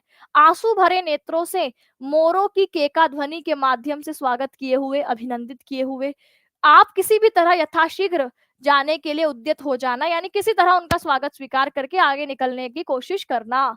यक्ष चाहता है कि मेघ शीघ्र ही उसके संदेश को उसकी प्रिया तक पहुंचा दे, लेकिन फिर भी उसको लगता है कि मेघ मेरे प्रिय के लिए तीव्र गति से जाने का इच्छुक तो है, पर तीव्र गति से जाने की इच्छुक होते हुए भी मार्ग में पर्वत पर अर्जुन के वृक्ष के फूल की सुगंध से मेघ के पर्वतों पर रुकने की संभावना हो रही है, क्योंकि ऐसे रमणीय सुगंधित पर्वतों की उपेक्षा भला कौन कर सकता है, कोई भी ऐसे सुगंधित पर्वतों पर रुकने की इच्छा करेगा, है ना। फिर कहा अतः यक्ष कहता है कि मोर पक्षी अपनी आंखों में आंसू भरे हुए अपनी केका ध्वनि को स्वागत का वचन बनाकर तुम्हारा स्वागत करेंगे, और जिसका स्वागत किया गया है ऐसे तुम किसी भी तरह से जल्द वहां से आगे बढ़ने के लिए उद्यत हो जाना तैयार हो जाना, है ना। तो व्याकरणिक टिप्पणी देखें तो उत्पश्यामि द्रुतमपि सखे मत प्रियायार्थम यासः कालसेपम कुकुब सुरभव पर्वते पर्वते ते शुक्लापांग ही पदे दीर्घ संधि अस्ति शुक्लापांग ही, है ना। तो शुक्ल में अ है, आपांग आपांग ही, तो यहाँ पर आपके आपांग पद में भी आ है, दीर्घ संधि है। सजल नई नई तृतीय बहुवचन स्वागती कृत्य में ल्यप प्रत्यय हो गया के कहा प्रत्युद्यात मतलब आपके अभिनंदित किए हुए तुम कथम अपि कैसे भी भवान गंतुम आशु व्यवसेत, है ना। तो बाकी व्याकरणिक टिप्पणी देखें तो लिखा है मत प्रियार्थम, मत प्रियार्थम मेरी प्रिया के लिए या मेरा प्रिय करने के लिए। ठीक है, तो कहा मत प्रियायार्थम, मदिया प्रिया मत प्रिया, मेरे प्रिय को करने की इच्छा वाला। तो यहाँ पर मदियम प्रियम लिखा है। ककुभ सुरबहु ककुभई कुटज कुसुमहि सुरबहु, तो आपके ककुभ के जो कुटज हैं, फूल हैं, कोमल मुलायम फूलों की सुरभों से सुगंधित पर्वत के लिए आया है ऐसे सुगंधित पर्वत। कालक्षेपम, काल का क्षेपम अवरोध विलंब, षष्ठी तत्पुरुष। प्रत्युद्यातः शब्दे, प्रति उपसर्ग उत धातु है ना, या आपके इसमें बीच में आगम हुआ है, त प्रत्यय जोड़ा है, तो प्रत्युद्यातः शब्द बना है। ठीक, आगे बढ़ते हैं। अब लिखा पाण्डुच्छायो उपवन वृत्तयः केतकहि सूचि भिन्नहि भिन्नहि नीडारंभ गृह नीड आरंभ ही गृह बलि भुजम आकुल ग्राम चैत्याः त्वयि आसन्ने परिणत फल श्याम जम्बू जम्बू वनान्ताः संपत्स्यन्ते कतिपय दिन स्थायी हंसाः दशार्णाः। तो अब यहाँ पर किसकी विशेषता बताई, तो प्रकृत स्थल पर यक्ष मेघ को बताता है कि तुम्हारे आ जाने से दशार्ण देश की कैसी अवस्था हो जाएगी। इस बात को प्रस्तुत श्लोक में बताया है कि तुम्हारे आ जाने से दशार्ण क्षेत्र की क्या अवस्था हो जाएगी, इसको प्रस्तुत श्लोक में बताया गया है।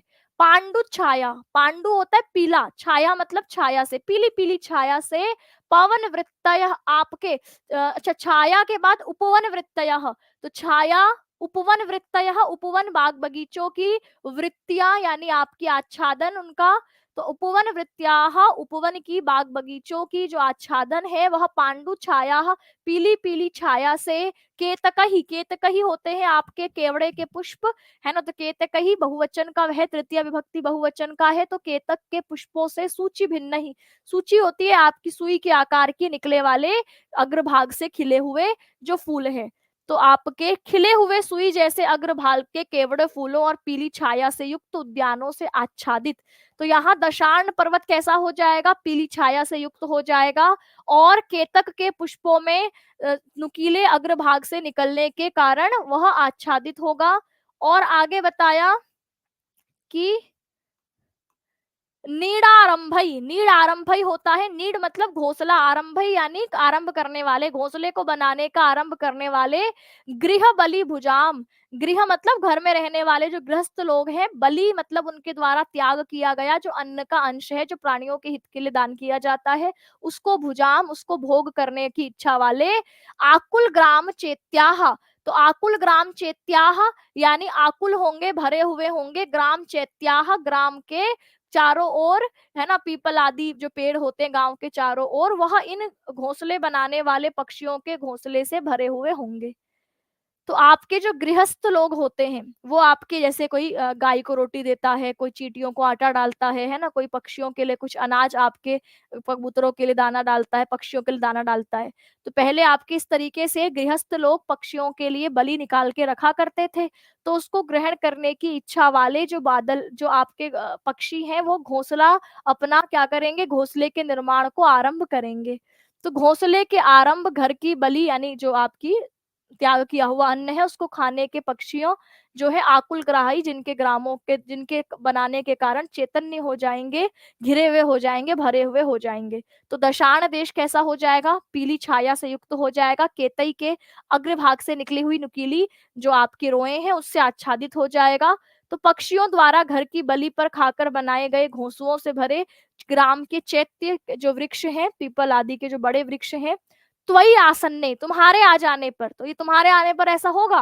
त्वयि आसन्ने परिणत फल, परिणत फल मतलब पके हुए फल, श्याम जम्बू, श्याम मतलब जो काले नीले रंग के हैं, जम्बू यानी जामुन के फल, वनांता यानी वन की सीमा पर, तो जंगल की सीमा पर जामुन के पके हुए फलों से आपके युक्त हो जाएगा। त्वयि आसन्ने तुम्हारे आने पर, तो तुम्हारे आने पर पीली छाया से युक्त होगा, केतक के पुष्पों के सुई की तरह नुकीले भागों से युक्त हो जाएगा। तुम्हारे आने से जो आपके घर के लोगों के द्वारा दी गई बलि से पक्षियों के आरंभ किए हुए घोंसले हैं उससे युक्त हो जाएगा। और फिर बोला तुम्हारे आने से जम्बू के जामुन के जो फल हैं उससे पके हुए फलों वाला वनांत वन के सीमा भाग हो जाएगा।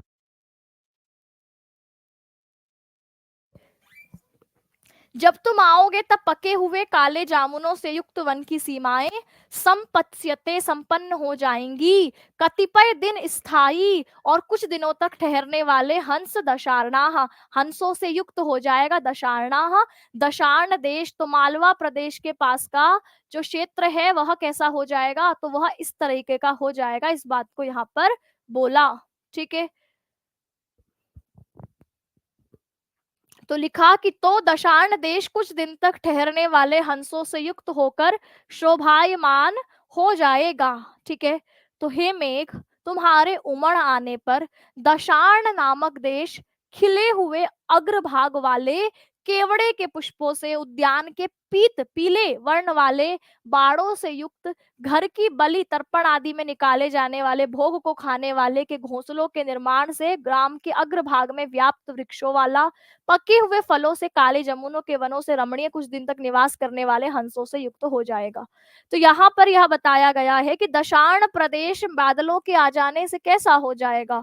तो दशार्ण प्रदेश के बारे में बताया, दशार्ण की जगह के बारे में बताया कि वह पांडु छाया उपवन वृत्तय वाला हो जाएगा। पीली पीली छाया से जो आपका उपवन है, बाग बगीचा है, उससे आपके व्याकुल हो जाएगा, उससे भर जाएगा। केतकही से आच्छादित हो जाएगा। सूची भिन्न ही ऐसी केतकही, ऐसे केवड़े के पुष्प जिनको सुई की तरह, जिनके अग्रभाग से रोए निकले हुए हैं, ऐसे कोल आपके पौधों से उपवन वृत्तयः आच्छादित हो जाएगा बाग बगीचा, है ना। और इसी से आपके पेवड़े के पुष्प पीले होते हैं, तो उसी की पीली छाया उस बाग बगीचे में होगी।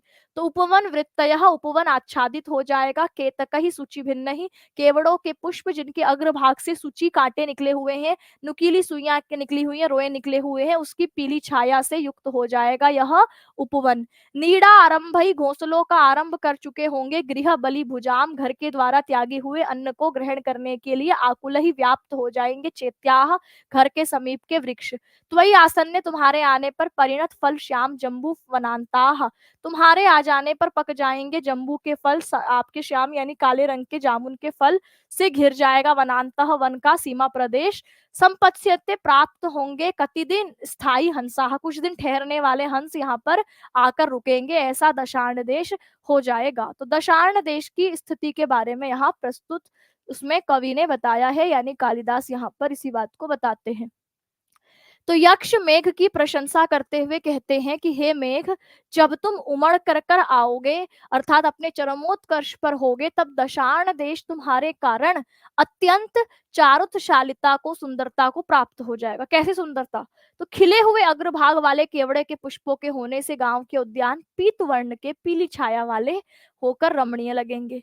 पितृतर्पण आदि कार्यों में पक्षियों के भोज के लिए निकाला जाने वाला नैवेद्य बलि कहलाता है। तो अतः उस बलि को खाने वाले काक पक्षी गांव के मार्गों के वृक्षों में अपने घोंसलों के निर्माण से व्याप्त कर देंगे। भाई जहां जल्दी भोजन मिलेगा वहीं तो पक्षी भी घोंसला बनाएंगे ताकि आसानी से उनको भोजन मिल जाए। तो ऐसे बलि कर्म से, जो बलि कर्म को भोग करने वाले पक्षी नीड का आरंभ कर देंगे, घोंसले का आरंभ कर देंगे। दशाण देश पके हुए फलों वाले काले जामुन से अत्यंत रमणीय हो जाएगा, और साथ ही थोड़े दिनों तक निवास करने वाले हंस भी उस दशाण देश को प्राप्त हो जाएंगे, युक्त हो जाएंगे। इस बात को प्रस्तुत श्लोक में समझाया गया है। सूची भिन्न ही पदे तृतीया विभक्ति बहुवचन अस्ति, सूच्याकारेषु मुकुल ग्रामेषु भिन्न ही विकसित ही। तो आपके सूची के आकार के अग्रभाग से निकलने वाले, विकसित होने वाले को सूची भिन्न ही कहते हैं। पांडु छाया उपवन वृत्तयः, तो आप कहेंगे छाया उपवन पदे, देखो गुण संधि है। पांडवी छाया यासाम ताम, पांडवी छाया पीली छाया से जो युक्त है, ऐसे पांडु छाया उपवना नाम वृत्तयः, पांडु पीली छाया से घिरे हुए आच्छादित उपवन। बहुव्रीहि समास है, दशार्ण प्रदेश के लिए यह पद इस्तेमाल किया गया है। ग्रह बलि भुजाम, गृहेशु बलिम भुंजते, घर में दी गई बलि को जो उपभोग करते हैं, ऐसे गृह बलि भुजः किसके लिए आया? पक्षियों के लिए आया है, उनके उपभोग के द्वारा। नीड आरंभ, नीडों का जिसने आरंभ कर दिया है, शुरू कर दिया है, ऐसे पक्षियों के द्वारा। तो आपके आरंभ शब्द में आ उपसर्ग है, रव धातु से घय प्रत्यय करके आरंभ बना है। आकुल ग्राम चैत्याः आकुलानि संकीर्णानि ग्राम चैत्यासि येषु बहुव्रीहि समास। ठीक है, तो जो आपके आकुल है, व्याप्त है, ग्राम चेत ही गांव के वृक्षों में, मार्गों में घोंसले बनाए हुए, ऐसे वह पक्षियों के विशेषण के तौर पर आया। परिणत फल श्याम जम्बू वनांता, परिणत ही पक्व ही फल ही परिणत हो चुके पके फलों के द्वारा, श्याम जम्बू का नाम, काले रंग के जामुनों से, अंताह सीमा जिनकी, येषु ते ऐसे वह, दशार्ण प्रदेश, ये भी दशार्ण के लिए आया है, तो बहुव्रीहि समास। ठीक है, चलिए आगे बढ़ते हैं, अगला 24वां श्लोक। ठीक है, तो आप लोगों का समय लग ही रहा है क्योंकि मेघदूत में मंदाक्रांता छंद है। मंदाक्रांता अपने आप में जो है एक बड़ा छंद माना जाता है, जिसमें प्रत्येक लाइन में 17 वर्ण होते हैं। तो ऐसा नहीं कि भाई छोटा सा है तो हम जल्दी जल्दी कर लें, मैं जल्दी जल्दी पढ़ा के आगे भाग भी जाऊं तो समझ में नहीं आएगा, तो कोई उसका फायदा है नहीं। क्योंकि अब हमारा वीकली रिवीजन भी हमें बंद करना पड़ेगा, क्योंकि एग्जाम आ गया है, तो अगर वीकली रिवीजन में लगेंगे तो वो दिन हमारा खराब जाता है और फिर हम उस दिन कुछ नया पढ़ते नहीं है। तो इसलिए धीरे धीरे ही पढ़ा रही हूँ, कम से कम आपको समझ में आ जाएगा तो आप खुद से रिवीजन तो करोगे। तो क्लास 1.5 घंटे की जगह हो सकता है हमको 2 घंटे भी करने पड़े, पर हम अपना टारगेट कंप्लीट करके ही क्लास को एंड करेंगे, ताकि हम लोग 30 तारीख तक किसी भी तरह मेघदूतम को खत्म करेंगे, तभी जाकर के आगे नेक्स्ट ग्रंथ की शुरुआत हो पाएगी। ठीक है, तो कहा तेषाम दिक्षु प्रथित विदिशा, तेषाम दिक्षु प्रथित विदिशा लक्षणाम राजधानीम गत्वा सद्यः फलम विकलम कामुकतस्य लब्ध्वा तीरोपान्तस्तनित सुभगम पास्यसि स्वादु यस्मात् सभ्रुम अंगम मुखम इव पयो वेत्रवत्याश्चलोर्मि। पहले रेवा नदी का जिक्र किया था, अब वेत्रवती नदी का यहाँ पर प्रसंग आएगा। तो आपके नर्मदा नदी के बाद कौन सी नदी आई? वेत्रवती नदी। तो यहाँ यक्ष जो है वो मेघ को दशार्ण देश की जो राजधानी है, दशार्ण प्रदेश की सुंदरता बताई। अब दशार्ण प्रदेश की राजधानी है विदिशा, और वहां पहुंचकर नदी कौन सी है? वेत्रवती नदी। उसके जलपान का, उसके जल ग्रहण करने का निर्देश यहाँ पर देता है। तो तेषाम, तेषाम किसका वर्णन है? तेषाम पदे षष्ठी विभक्ति बहुवचन अस्ति, उनके, उनके किसके? तो आपके जो दशार्ण प्रदेश के निवासी हैं उनके।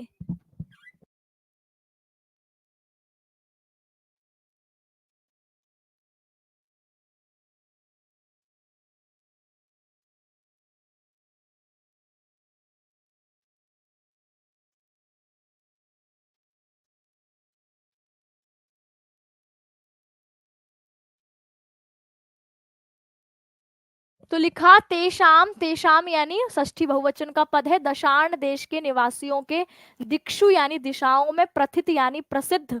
तो आपके दशार्ण देश की दिशाओं में जो प्रथित है, प्रसिद्ध है, ऐसे विदिशा लक्षणाम, विदिशा नाम से जो आख्यायित है, प्रसिद्ध है, ऐसे राजधानीम गत्वा, उस राजधानी को जाकर। तो तेषाम दिक्षु प्रसिद्ध है, जिसका आपके सभी दिशाओं में जो प्रसिद्ध है, ऐसे दशार्ण देश की विदिशा नामक जो आपकी राजधानी है उसमें गत्वा जाकर। तो दशार्ण देश की दिशाओं में जो प्रसिद्ध है, ऐसी विदिशा नामक राजधानी में जाकर पहुंचकर तुम्हें क्या करना है? तो लिखा है कि आपके, कोई कह रहा है जल्दी करिए। भाई ब्रिजेश तुम्हें बहुत जल्दी है तो तुम बाद में देख सकते हो ना क्लास, भाग थोड़ी जाओगे, कोई रिमोट थोड़ी लगा रखा है तुमने कि तुम बोलोगे जल्दी करो तो मैं 2 की स्पीड में शुरू हो जाऊंगी। अपनी स्पीड से ही तो चलेगा इंसान। ठीक है, तुम्हें जल्दी है, तुम बाद में देखना क्लास को। ऐसा तो है नहीं कि मैं बहुत जो है आपके कुछ और बातें कर रही हूँ, पढ़ा ही रही हूँ, और जिस स्पीड से, जिस तरीके से सबको समझ में आएगा उसी तरीके से तो हम चलेंगे। देखिए, तो लिखा आपके तेषाम दिक्षु, तो तेषाम पद से यहाँ पर दशार्ण प्रदेश के वर्णन की बात हुई है कि दशार्ण देश का जो है, दशार्ण देश के दिक्षु यानी दिशाओं में, सप्तमी विभक्ति है, सप्तमी विभक्ति बहुवचन, तो दिक्षु यानी दिशाओं में, दशार्ण देश की दिशाओं में जो प्रथित है, प्रसिद्ध है, ऐसे विदिशा लक्षणम, ऐसे विदिशा नामक राजधानीम गत्वा, ऐसी राजधानी को जाकर पहुंचकर, सद्यः फलम, सद्यः मतलब तुरंत, फलम यानी फल को, परिणाम को, तो तुरंत परिणाम को, अविकलम, अविकल होता है जो दोष रहित है, जिसमें कोई विकल, कोई दोष नहीं है, ऐसे बिना कमी वाले, बिना दोष वाले, कामुक, कामुक, कामुक त्वस्य यानी कामुकता से, त्वस्य लब्ध्वा तो तुम प्राप्त करोगे, तो कामुकता से तुम प्राप्त करोगे, विलासिता का फल तुम प्राप्त करोगे। तो तुरंत जब तुम उधर पहुंचोगे, दशार्ण प्रदेश की दिशाओं में प्रसिद्ध जो राजधानी है विदिशा नाम की, वहां पहुंचकर तुम तुरंत कामुकत्वस्य फलम, कामुकता के फल को, जो अविकल फल है, कामुकता के अविकल फल को, बिना कमी वाले फल को, बिना दोष वाले फल को लब्ध्वा, प्राप्त करके, तो तुम क्या करोगे, सहसा अचानक तुरंत, विलासिता के अखंड फल को, अखंड फल यानी जो दोष रहित फल है, बिना कमी वाला फल है, बिना कमी वाला परिणाम है, ऐसे को तुम क्या करोगे, लब्ध्वा, प्राप्त करके, तीरो उपांत, तीर मतलब होता है किनारा, उपांत मतलब समीप में ही, किनारे के समीप में ही, तट के समीप में ही, स्तनित, स्तनित सुभगम, स्तनित मतलब होता है गरजना, सुभगम यानी कल्याणकारी रूप से गरजना, है ना, शोभा से गरजना, ऐसे पास्यसी पियोगे, स्वादु स्वादिष्ट, यस्मात, जिस आपके, यस्मात मतलब क्योंकि, जिससे तुम क्या पियोगे, मतलब आपके वेत्रवती नदी से जल पीने की बात हो रही है कि तुम वेत्रवती नदी के किनारे इस पर गरज कर, कल्याणकारी रूप से आपके शुभ कल्याण स्वरूप गरज कर पियोगे स्वादिष्ट जल को, तो क्योंकि तट के समीप अपनी सुंदर गर्जना से युक्त स्वादिष्ट जल को तुम पियोगे, और सभ्रु, आपके सभ्रुम अंगम, सभ्रुम अंगम मतलब होता है, भ्रू मतलब होती है आपकी भौहें, और आपकी सभ्रुम अंगम का मतलब है टेढ़ी आकृति वाली, जिनका आपके आकार बदल गया है, ऐसे मुखम इव, ऐसे मुख के समान, पयोह, जल को, वेत्रवद्याह, ऐसे जल को, वेत्रवती के ऐसे जल को, जो चल उर्मी है, चंचल लहरों वाले ऐसे जल को जब तुम पियोगे, तो वो चंचल लहरें जो है वह ऐसी होंगी जैसे, ऐसा वेत्रवती की विशेषता बताई कि वेत्रवती के जल को तुम ग्रहण करोगे, है ना, पियोगे, तो उस जल में वह चल उर्मी पयो है, चंचल उर्मियों वाला, चंचल लहरों वाला पय है, और वह सभ्रु अंगम मुखम, जैसे टेढ़ी मेढ़ी भौहों की आकृति होती है, ऐसे मुख को दिखाने वाला है, तो यहाँ पर वेत्रवती नदी की चंचल लहरों वाला जल मानो भौहों की टेढ़ी मेढ़ी रेखाओं से सुसज्जित मुख के समान प्रतीत होता है, तो यहाँ पर आपके श्रृंगार रस में आपके वर्णित किया गया है, जैसे कोई नायक जो है वह क्या करे, अपने नायिका के अधरों का पान करे, तो उससे उसकी भौहों की आकृति कैसी हो जाती है, टेढ़ी मेढ़ी हो जाती है, तो बिल्कुल ऐसे ही जो मेघ है, जो बादल है, उसकी कल्पना की गई है कि बादल की जो प्रेयसी है वो वेत्रवती नदी है, तो वेत्रवती नदी को यहाँ नायिका के रूप में दिखाया है, और जब बादल आपके अपनी गर्जना से युक्त होकर उस वेत्रवती नदी के जल को ग्रहण करेगा, उस चंचल लहरों वाली, जैसे नायिका में चंचलता होती है, ऐसे उस वेत्रवती रूपी नायिका की चंचल लहरों वाले उस जल को ग्रहण करेगा, तो जैसे आपके अधरों का पान करने पर स्त्री के मुख की, नायिका के मुख की जो भ्रू आकृति है टेढ़ी हो जाती है, ऐसे उसकी आकृति मानो कैसी हो जाएगी, तो टेढ़ी मेढ़ी आकृति वाला वह हो जाएगी, ऐसा यहाँ पर बताया है। तो दशार्ण प्रदेशों में प्रसिद्ध विदिशा नामक राजधानी जाकर सहसा ही अपनी विलासिता के अखंड फल को तुम प्राप्त करोगे, क्योंकि वेत्रवती के स्वादिष्ट, स्वादिष्ट है जो ऐसा चंचल लहरों वाले जल को भौहों की विलासिता पूर्ण टेढ़ी आकृति से युक्त मुख के समान तट के समीप अपनी सुंदर गर्जना से उसका पान करोगे, ये यहाँ पर प्रस्तुत श्लोक में बोला गया है। एक प्रस्तुत पद्य में जो यक्ष है वह मेघ को क्या कह रहा है, तो आप कहेंगे प्रस्तुत पद्य में यक्ष जो है वह मेघ को, आपके प्रस्तुत पद्य में यक्ष मेघ को वेत्रवती को, जो अपनी बेतवा के नाम से भी जानी जाती है, वर्तमान में बेतवा के नाम से जानी जाती है, ऐसी नदी को जलपान से कांता के अधरपान के सुख के समान होने वाली अनुभूति के विषय में बताता है, यानी यहाँ पर जो बादल है वो जिस तरीके से जल का ग्रहण करता है वेत्रवती नदी से, तो उसकी तुलना की गई है कि कोई नायक जो कि आपके अधरपान करता है अपनी नायिका का, उससे तुलना करिए कि जब तुम उस दशार्ण देश में प्रसिद्ध दिशाओं में जो प्रसिद्ध है ऐसी विदिशा राजधानी में पहुंचोगे, तो तुम्हारी जो कामनाएं हैं उसका फल तुम शीघ्र ही, अखंडित फल, ठीक है, अविकल फल को तुम लब्ध्वा प्राप्त करोगे, क्योंकि वहां पर स्थित जो बेतवा नदी है यानी वेत्रवती जो नदी है उसका जल अत्यंत स्वादु है, स्वादिष्ट है, और उसकी लहरें कैसी हैं, तो कहा चंचल हैं, ठीक है, और वह चंचल लहरें किसी नायिका के भ्रू विलास की आकृति से युक्त होंगी, जब तुम तट के समीप गर्जना से सुंदर रूप से उसका पान करोगे, इसको यहाँ प्रस्तुत उसमें दिखाया गया है। तो आपकी नर्मदा के बाद किसकी बात आई, वेत्रवती नदी की, तो तेषाम तेषाम पद से किसका पता चल रहा है? दशार्ण देश का। दिक्षु दिशाओं में प्रथित प्रसिद्ध विदिशा लक्षणाम, विदिशा नाम वाली राजधानीम गत्वा, राजधानी को जाकर सद्यः तुरंत ही शीघ्र ही फलम अविकलम, अविकल फल को, दोष रहित फल को, अखंडित फल को, कामुकत्व अखंडित कामुकता के फल को लब्धवा प्राप्त करके, तीरा उपांतः किनारे में, तट के बिल्कुल किनारे पर समीप पास में ही स्तनित सुभगम शुभ रूप से गरजने वाले पास्यसी पियोगे स्वादु स्वादिष्ट यस्मात् वेत्रवत्याः, जिस वेत्रवती नदी की जो चलोर्मी है, जो चंचल लहरों वाली है, उसके आपके जो मुख है वह सबरूप भंगम है, टेढ़ी मेढ़ी आकृति वाला है, टेढ़ी भ्रू आकृतियों वाले उस चंचल लहरों वाली वेत्रवती के स्वादिष्ट जल का तुम पान करोगे। ये बात आपके प्रस्तुत श्लोक में बताई गई है। ठीक, अब देखिए यहाँ पर व्याकरणिक टिप्पणी देख लेते हैं। तो लिखा प्रथित विदिशा लक्षणम, प्रथितम प्रसिद्धम, प्रथितम प्रसिद्धम, जो आप प्रथित मत प्रथ धातु होती है विस्तार के अर्थ में, है ना, तो प्रथितम शब्द यहाँ प्रसिद्धि के लिए आया है। तो प्रथितम विस्तार है जिसकी प्रसिद्धि के रूप में, विदिशा इति ऐसा लक्षण नामधेयम, यस्यास्ताम ऐसे उस विदिशा प्रदेश की बात हो रही है, बहुव्रीहि समास है। गत्वा में गम धातु के साथ त्वा प्रत्यय लगाया गया है।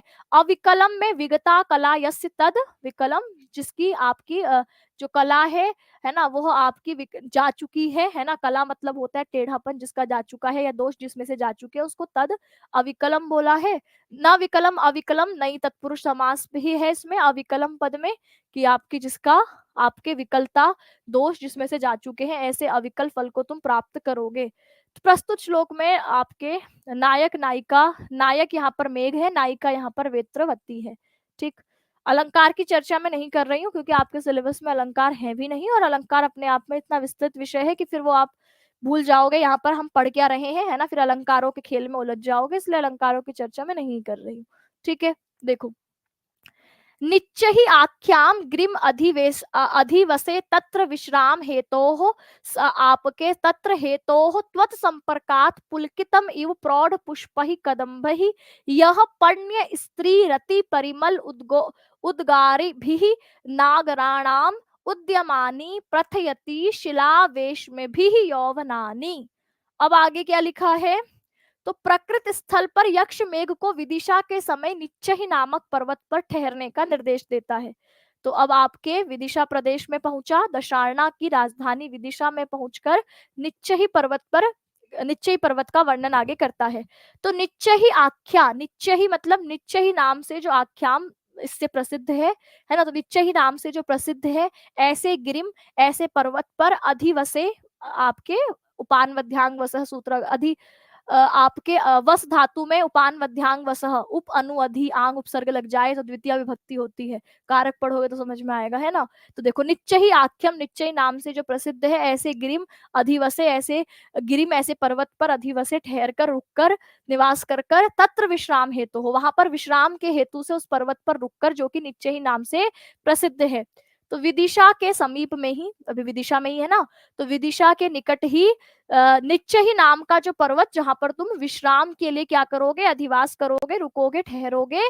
त्वत् संपर्कात, और तुम्हारे संपर्क से, पुलकितम इव, पुलकित होने के समान, प्रौढ़ पुष्पहि कदम्बहि इव, प्रौढ़ पुष्पहि, कदम्ब के खिले हुए पुष्पों से जो है वह पुलकित हो जाएगा वह पर्वत। तो अब यहाँ पर हम सोचते हैं कि भैया कोई सजीव व्यक्ति ही पुलकित, पुलकित होता है प्रसन्न हो जाना, है ना, रोम रोम आपके खिल उठना, खूब प्रसन्न हो जाने को पुलकित होना कहते हैं। तो हम ऐसा मालूम करते हैं कि भाई सजीव चीज ही पुलकित हो सकती है, प्रसन्न हो सकती है ना। तो यहाँ पर लिखा है, यहाँ पर कालिदास इस पर्वत को भी क्या कहते हैं? आपके इस पर्वत को भी आपके खिलने के समान बताते हैं। ठीक, तो लिखा कि त्वत संपर्कात, तुम्हारे संपर्क से क्या हो जाएगा? तो तुम्हारे संपर्क से मानो पुलकित हो जाएगा, रोमांचित हो उठा हो। तो रोमांच कैसे दिखा रहा है? तो रोमांच दिखा रहा है प्रौढ़ पुष्पहि कदम्बहि, पूर्ण रूप से विकसित हो चुके हैं जिसमें कदम्ब के वृक्ष। तो कई बार आपके बरसात के मौसम में ही कुछ ऐसे फूल होते हैं जो बरसात के मौसम में ही खिलते हैं। तो इसलिए लिखा कि तुम्हारे संपर्क में आने से मतलब अपनी रोमांचित हो उठे प्रौढ़ पुष्पों से, पूर्ण रूप, प्रौढ़ मतलब जो विकसित हो चुका है, खिल चुका है, ऐसे पुष्प ही, ऐसे कदम्ब के पुष्पों से। तो जब तुमसे संपर्क होगा तो मानो पूर्ण विकसित पुष्पों वाले कदम्ब वृक्षों से वह मानो पर्वत रोमांचित हो उठेगा, है ना। और ये फूलों का खिलना उसके रोमांच को ही दिखाता है। यह, और जहां पर, और जो जो पर्वत कैसा होगा, तो यह जो पर्वत पण्य स्त्री, पण्य मतलब होता है पैसा, है ना, स्त्री जिसको आपने पैसे देकर खरीदा है, ऐसी स्त्री, इसके लिए वैश्या शब्द का आप हिंदी में इस्तेमाल करते हैं।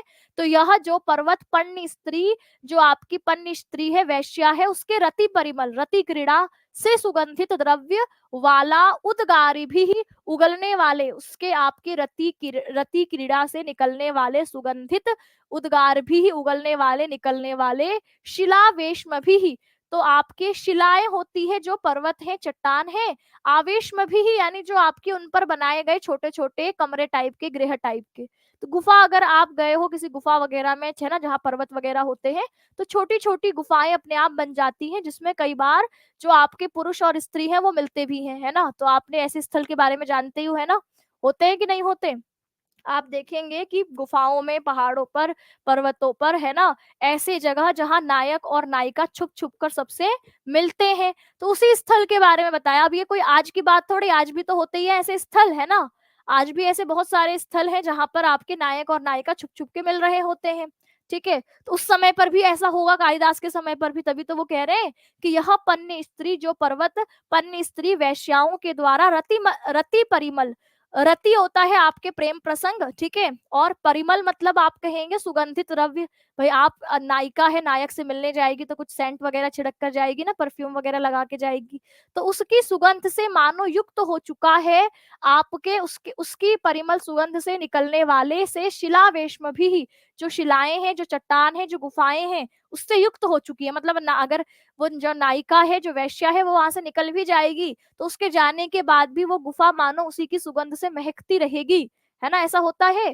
तो यही कहा कि यह पन्नी स्त्री रति परिमल उद्गार भी शिलावेश में भी, जिसकी गुफाएं पत्थर की, जिस पत्थर की गुफाएं वैश्याओं की रति किरणा में प्रयुक्त सुगंधित द्रव्यों को मानो उगलती हुई से तुम्हें प्रतीत होंगी। तो जहां तुम रुकोगे उसके बारे में विशेषता बताई कि वहां पर पन्नी स्त्रियों की रति से सुगंधित द्रव्य से निकलने वाली वो शिलाएं मानो प्रतीत होंगी, यानी उगलती हुई तुम्हें प्रतीत होंगी। वो वहां से जा चुकी होंगी, लेकिन उसकी सुगंधित जो आपके द्रव्य है, उसकी महक तुम्हें उगलती हुई सी दिखेगी।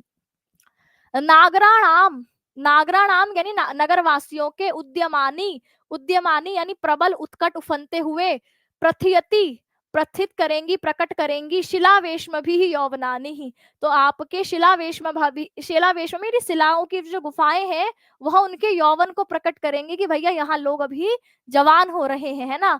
तो बूढ़े लोग तो ऐसे नहीं करते हैं ना, या शादीशुदा लोग, बच्चे, बाल बच्चे लोग जो आपके जो है समझदार हो गए होते हैं, वो आपको इस तरीके से छुप छुप के कहीं गुफाओं में, कहीं आपके कंदराओं में, है ना, कहीं पार्क में ऐसे मिलते हुए नहीं दिखेंगे। वहां कौन से लोग होंगे जिनकी जवानी फूट रही है, या नए नए जवान हुए हैं, किशोरावस्था वाले लोग आपको दिख सकते हैं, 18 साल के, 19 साल के, 20-21 साल के हैं। तो ऐसे में कहा कि नागराणाम, कि नगरवासियों की उद्यमानी उत्कट कर रही है, प्रबल उफनती हुई, यौवनानी यौवन को, वह शिलाएं, वह आपकी गुफाएं, वह आपकी चट्टानों रूपी गुफाएं मानो उनके यौवन को, उनके उद्यमानानि यौवनानि, तो ये उद्यमानी यौवनानी का विशेषण है कि उनके प्रबल यौवन को प्रथयति प्रकट कर रही है, प्रसिद्ध कर रही है वे ऐसी गुफाएं। और उन गुफाओं से नगरवासियों का प्रबल यौवन प्रकट हो रहा है कि वहां के लोग अब है, आपके वहां के लोगों में थोड़ी सी जवानी की लहर आ गई है। तो वहां विदिशा के समीप विश्राम करने के लिए पूर्णतः खिले हुए पुष्पों वाले कदम्बों से तुम्हारे संपर्क में आने पर रोमांचित हुए। तो तुम्हारे संपर्क में आने पर, जिस पर्वत पर तुम विश्राम के हेतु से रुकोगे, तो वह कैसा हो जाएगा, रोमांचित। रोमांचित होने का मतलब है उसमें कदम के फूल खिल उठे होंगे, और तुम वहां पर जब पर्वत पर ठहरोगे तो तुम देखोगे कि वैश्याओं की जो रति किरणा है, प्रेम प्रसंग है, उसमें प्रयुक्त किए जाने वाली जो सुगंध है, उसको द्योतित करने वाली पत्थर की गुफाओं से तुम्हें उस नगर वासियों की जो उत्कट यौवन है उसको प्रकट करेगा, यानी उसको तुम समझ पाओगे कि भैया यहाँ के लोग कुछ जवान हो रहे हैं। ठीक है, तो ये कालिदास से बताओ कैसे कैसे वर्णन कर रहे हैं, है ना। तभी इतनी डिमांड थी मेघदूतम की, जब से मैं पढ़ा रही हूँ आपके, तब से शुरुआत से डिमांड थी मेघदूत पढ़ाओ, मेघदूत पढ़ाओ, है ना। तो तुम्हें यही पढ़ना था, मेघदूत ही पढ़ना था। देखो, कहा यक्ष मेघ को पुनः किसी पर्वत विशेष पर विश्राम करने के लिए कहता है कि वहीं दशाण देश की राजधानी विदिशा के समीपस्थ निश्चय नामक पर्वत पर तुम विश्राम करने के लिए ठहर जाना। उस पर्वत के विषय में कहता है कि वह पूर्णतः परिपक्व पुष्पों वाले कदम्ब से युक्त होगा, तुम्हारे संपर्क में आने से उसमें फूल मानो जैसे खिल उठे होंगे अपने रोमांच को प्रकट करते हुए। जब उन कदम्बों से तुम संपर्क में आओगे तो वह निश्चय पर्वत नामक पर्वत अत्यंत रोमांचित हो उठेगा। वह पर्वत वेश्याओं के साथ क्रीड़ा रति क्रीड़ा में उपयुक्त सुगंधित द्रव्यों को उगलने वाली अपनी पत्थर की गुफाओं द्वारा मानो जैसे नागरिकों के नगरवासियों के तारुण्य अतिशय जवानी की अतिशयता को अर्थात यौवन आधिक्य को प्रकट करता है। ठीक, तो अब इस पूरे श्लोक को आपने पढ़ा। निश्चय ही आख्यम, यहाँ पर कौन सी संधि हुई है बताओ? निश्चय ही आख्यम, तो ये आपका कहोगे विसर्ग संधि हुई है, विसर्ग को र में बदल दिया है। ठीक, गिरिम अधिवसेत, अधिवसेह तत्र, अधिवसेह, अधिवसेह तत्र, यहाँ पर भी विसर्ग संधि हुई है। ठीक है, विश्राम हेतोः, हेतोः में भी विसर्ग था, ये सामने जाकर स में बदल गया है। फिर है त्वत् संपर्कात् पुलकितम इव प्रौढ़ पुष्पहि कदम्भहि, यह उस पर्वत के लिए विशेषण के लिए आया कि पन्य स्त्री रति परिमल उद्गारी भी, परिमल और उद्गारी भी गुण संधि है। ठीक है, गुर आपके उद्गारी ही, फिर आपके उद्गारी के बाद अभी नागराणाम, नागराणाम म है, म में आगे वाला उद्यमानी, प्रथयति शिलावेश में भी और यौवनानी। ठीक है, चलिए अब इसकी व्याकरणिक टिप्पणी को देखते हैं और आगे बढ़ते हैं। विश्रांति हेतु, विश्रांति का है ना, आराम का जो हेतु है, विश्रांत हेतु हो किसके लिए? पर्वत के लिए ही आया है। ठीक, आपके आगे क्या लिखा है कि विश्रांति हेतु, विश्रांत का जो हेतु है प्रौढ़ पुष्प ही, तो आप कहेंगे प्रौढ़ पुष्प ही में प्र उपसर्ग है, वह धातु से एक त प्रत्यय किया है तो प्रौढ़ बन गया है। ठीक है, और निश्चय ही आख्यम, निश्चय ही नाम से जो आख्यायित है बहुव्रीहि समास है। ठीक, उद्यमानी, उद्यमानी में दाम्नः श्रृंखलाया उद्गतानि इति प्रादि तत्पुरुष समास। ठीक है, तो आपके दबाई हुई श्रृंखला को जो निकाल दिया गया है, इस तरीके से आपके प्रबल भावना को उत्कट करने वाला, निकालने वाला प्रादि तत्पुरुष क्रियापद के साथ समास हुआ है। आगे बढ़ते हैं अगले श्लोक पर। अब है आपका विश्रांतः सन व्रज वन वनन दीति अजात, आपकी रजतानि सिंच सिंचनु उद्यामानाम उद्यानानाम नव जल कणहि यूथिका जालकानि गंड स्वेद अपनयन रुजाक्लांत कर्णोत्पलानाम छायादानात क्षण परिचितः पुष्पा पुष्पा पुष्पलावी मुखानाम। इस पद में जो यक्ष है वो मेघ को विश्राम करने के उपरांत फूल तोड़ने वाली स्त्रियों के क्षण परिचय के लिए कहता है। तो लिखा है विश्रांतः, विश्रांतः यानी आराम कर लेने पर। अब तुमको उसने बताया था कि तुमको क्या करना है, निश्चय ही नाम के पर्वत पर थोड़ी देर विश्राम करना, और तुम विश्राम करोगे तो उस पर्वत पर कैसी कैसी चीजें दिखेंगी तुम्हें, तो वह कदम्ब के तुम्हारे संपर्क में आने से कदम्ब के फूलों से खिल उठेगा, मानो जैसे अपना तुम्हारे संपर्क में आने से रोमांचित हो उठा हो। और जब तुम उसकी कंदराओं में गुफाओं में पहुंचोगे तो वहां पर तुम्हें क्या दिखेंगी, तो आपकी पन्य स्त्रियों की परिमल उद्गारे भी आपकी रति किरणा में जो सुगंधित द्रव्य से महकती हुई सी वह दिखाई देंगी, जिससे तुम्हें महसूस होगा कि उस प्रदेश के जो युवा हैं उनकी उत्कट जवानी को वह प्रकट कर रही होंगी, ऐसा बोला। अब वहां कुछ देर ठहर कर विश्रांतः सन, विश्राम कर लेने पर व्रज चले जाना, वन नदी तीर जातानि सिंचन, तो आपके वन नदी तीर जातानि सिंचन यानी वन नदियों के तीर यानी किनारे पर जो उत्पन्न है सिंचते हुए, तो तुम वहां आराम कर लेने पर नदियों के तट को, नदियों के किनारे उत्पन्न आपके तटों को क्या करते हुए, सिंचित करते हुए, उद्याना नाम, उद्याना नाम यानी उद्यानों के किनारे को जल से सिंचन करते, वन के उद्यानों को जल से सिंचन करते हुए वज्र चले जाना, नव जल कड़ही, नए जल की बूंदों से, यूथिका जालकान, यूथिका होती है आपकी जूही का फूल, नवीन आपके यूथिका जालकानी यानी नई नई जो आपकी जूही है उसकी कलियां, उसके फूल खिल उठेंगे। तो तुम्हारे सिंचन करने से वन की आपके वन की नदी तीर, वन या नदियों के किनारे सिंचन जातानी सींचते हुए जाते हुए उद्याना नाम बगीचों को, नव जल कड़ई तुम्हारी नई जल की बूंदों से, यूथिका जालकानी जूही की जो नई नई कलियां हैं, तो उद्यानों की जूही की नवीन कलियां को अपने नए जल के कणों से सींचते हुए गंड स्वेद अपनयन रुजा क्लांत कर्ण उत्पलानाम। गंड मतलब होता है गाल, स्वेद यानी पसीना, तो यहाँ पर अपनयन यानी पोंछते हुए, तो आपके गालों के पसीने को पोंछते हुए, रुजा, रुजा यानी जो पीड़ित है, क्लांत मतलब जो थकी हुई है, कर्ण उत्पलानाम, कर्ण यानी कानों में लगे, उत्पल यानी फूलों को, तो तुम क्या करना, तो तुम वहां पर जो स्त्रियां फूलों को चुन रही होंगी, अगली पंक्ति में आएगा, जो स्त्रियां वहां फूलों को चुन रही होंगी, ऐसी स्त्रियों के गालों से पसीना बह रहा होगा, तो मानो जब मेघ जाएगा तो वो छाया हो जाएगी, हवा लगेगी, तो उससे पसीना सूखेगा, और पसीना सूखने से पीड़ित और क्लांत थके हुए जो कर्ण उत्पलम है, कानों में पहने हुए फूल है, वो भी थोड़े क्या हो जाएंगे, मुरझा जाएंगे। तो यहाँ पर अगले उसमें आएगा फूल तोड़ने वाली स्त्रियां, जिन्होंने कानों में कमल कर्ण फूल पहन रखा है, पहले की स्त्रियां आभूषण के तौर पर फूलों के ही आपके जो है प्रसंग बनाए रहती थी, और गालों के पसीने पोंछते समय दुख और थकान से वह जो मुरझा गई होंगे उनके कानों के कर्ण फूल। फिर लिखा है कि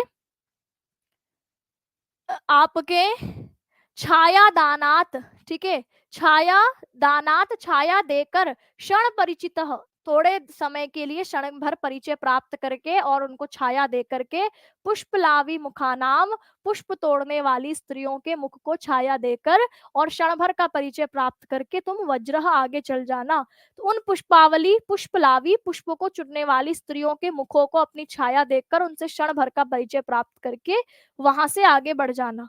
तो यहाँ पर निश्चय ही पर्वत पर विश्राम कर लेने के बाद जंगल की नदियों के किनारे पर स्थित बागों में जूही की नवीन कलियों को अपने नए जल से सींचते हुए, जिनके कानों में लगे कमल गालों के पसीने को पोंछने से मुरझा गए हों, ऐसी पुष्पों को तोड़ने वाली स्त्रियों के मुख पर अपनी छाया देकर उनसे कुछ क्षण का परिचय प्राप्त करके वहां से चले जाना, ऐसा यहाँ पर बोला है। तो निश्चय ही पर्वत है, निश्चय नामक पर्वत पर विश्राम कर लिया। अब विश्राम करने पर यक्ष मेघ से कहता है कि निश्चय पर्वत पर विश्राम कर चुकने पर वहां जो जंगल के किनारे नदियां हैं, उनके किनारे पर उद्यान है, उन उद्यानों में जूही पुष्प की नवीन कलियां खिली होंगी, उन जूही की नवीन कलियों को अपने नए जल से सिंचन करना, नए जल की बूंदों से सिंचन करना। उन उद्यानों में फूल तोड़ने वाली स्त्रियां होंगी जो अपने कानों में कर्णफूल पहनती होंगी, उनके फूल तोड़ते समय गालों पर आने वाले पसीने से उन स्त्रियों के कानों पर लगे कमल का घर्षण होने से वो मुरझा गए होंगे। ऐसी फूल तोड़ने वाली स्त्रियों को अपनी छाया देकर कुछ क्षण उनसे परिचय प्राप्त करके आगे बढ़ जाना, ऐसा यक्ष पूरा आपके जो है बादल का ध्यान रखता है।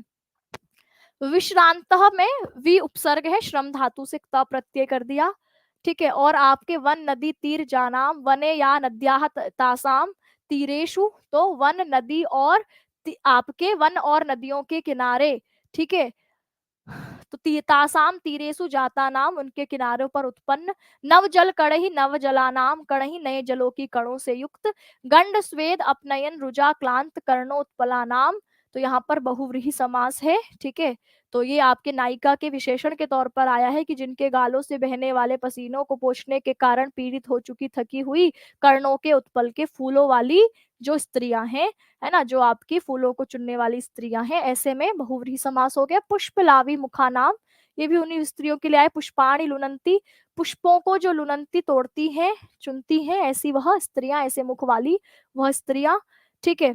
तो ये आप लोगों का इतने तक रखते हैं हम इसको, ठीक है, लगभग आपकी बुक के हिसाब से ये 27 श्लोक हो गए होंगे, ठीक है, 27 श्लोक का मतलब है 9 श्लोक हमने आज पढ़े, और इसको हम यहाँ श्लोक को दोबारा रिपीट कर देते हैं, बाकी आज की क्लास को हम यहीं विराम देंगे। देखो, निश्चय ही आख्यम, निश्चय ही नाम से जो प्रसिद्ध है, ऐसे, अच्छा ये तो हो चुका ना, दूसरा श्लोक पढ़ा अभी हमने।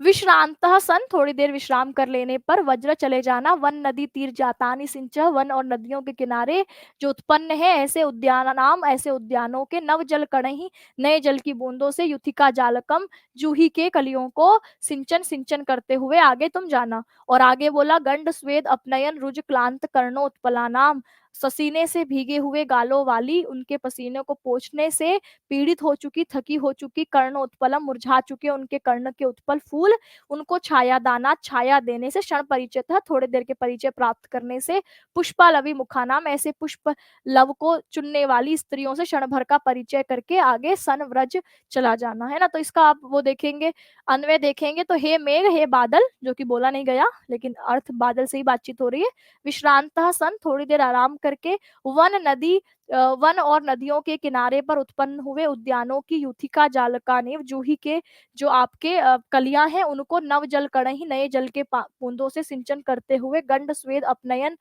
आपके गालों पर पसीने को पोंछते हुए, रुज पीड़ित, क्लांत, थकी हुई, कर्णोत्पलनम, कालों के फूलों को, पुष्पलवी मुखानाम, पुष्प को चुनने वाली मुख रूपी स्त्रियों को, छाया दाना, छाया देने से, क्षण परिचित वज्र, क्षण भर परिचय प्राप्त करके वज्र चले जाना। तो क्रियापद सबसे अंत में लगाते हो तो वज्र चले जाना, ऐसा यहाँ पर बादल को कहा गया है।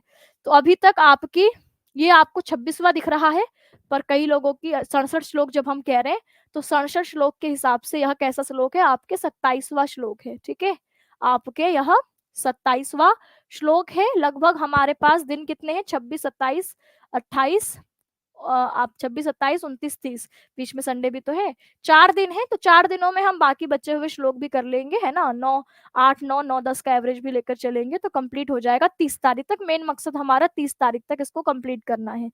तो अभी तक जो भी पढ़ाया गया है इसका रिवीजन कर लीजिएगा, इसको अच्छे से दोहरा लीजिएगा, है ना, क्योंकि बिना रिवीजन करे याद नहीं रहेगा, सब मिक्स हो जाएगा। और जो जिस दिन पढ़ाया जा रहा है उस दिन रिवीजन करोगे तो रिवीजन में कम समय लगेगा, लेकिन वही रिवीजन आप 1 महीने बाद कर रहे हो, 10 दिन बाद कर रहे हो, 2 दिन बाद कर रहे हो, फिर ज्यादा समय लगेगा। तो इससे अच्छा है अभी तो तुरंत नहीं पढ़ पाओगे क्लास के बाद, लेकिन अगले दिन जब आते हो तब ध्यान रखना है कि जब कल की क्लास 10 बजे शुरू हो रही हो तो 10 बजे से पहले आपको आधे घंटे अपना रिवीजन में देना है।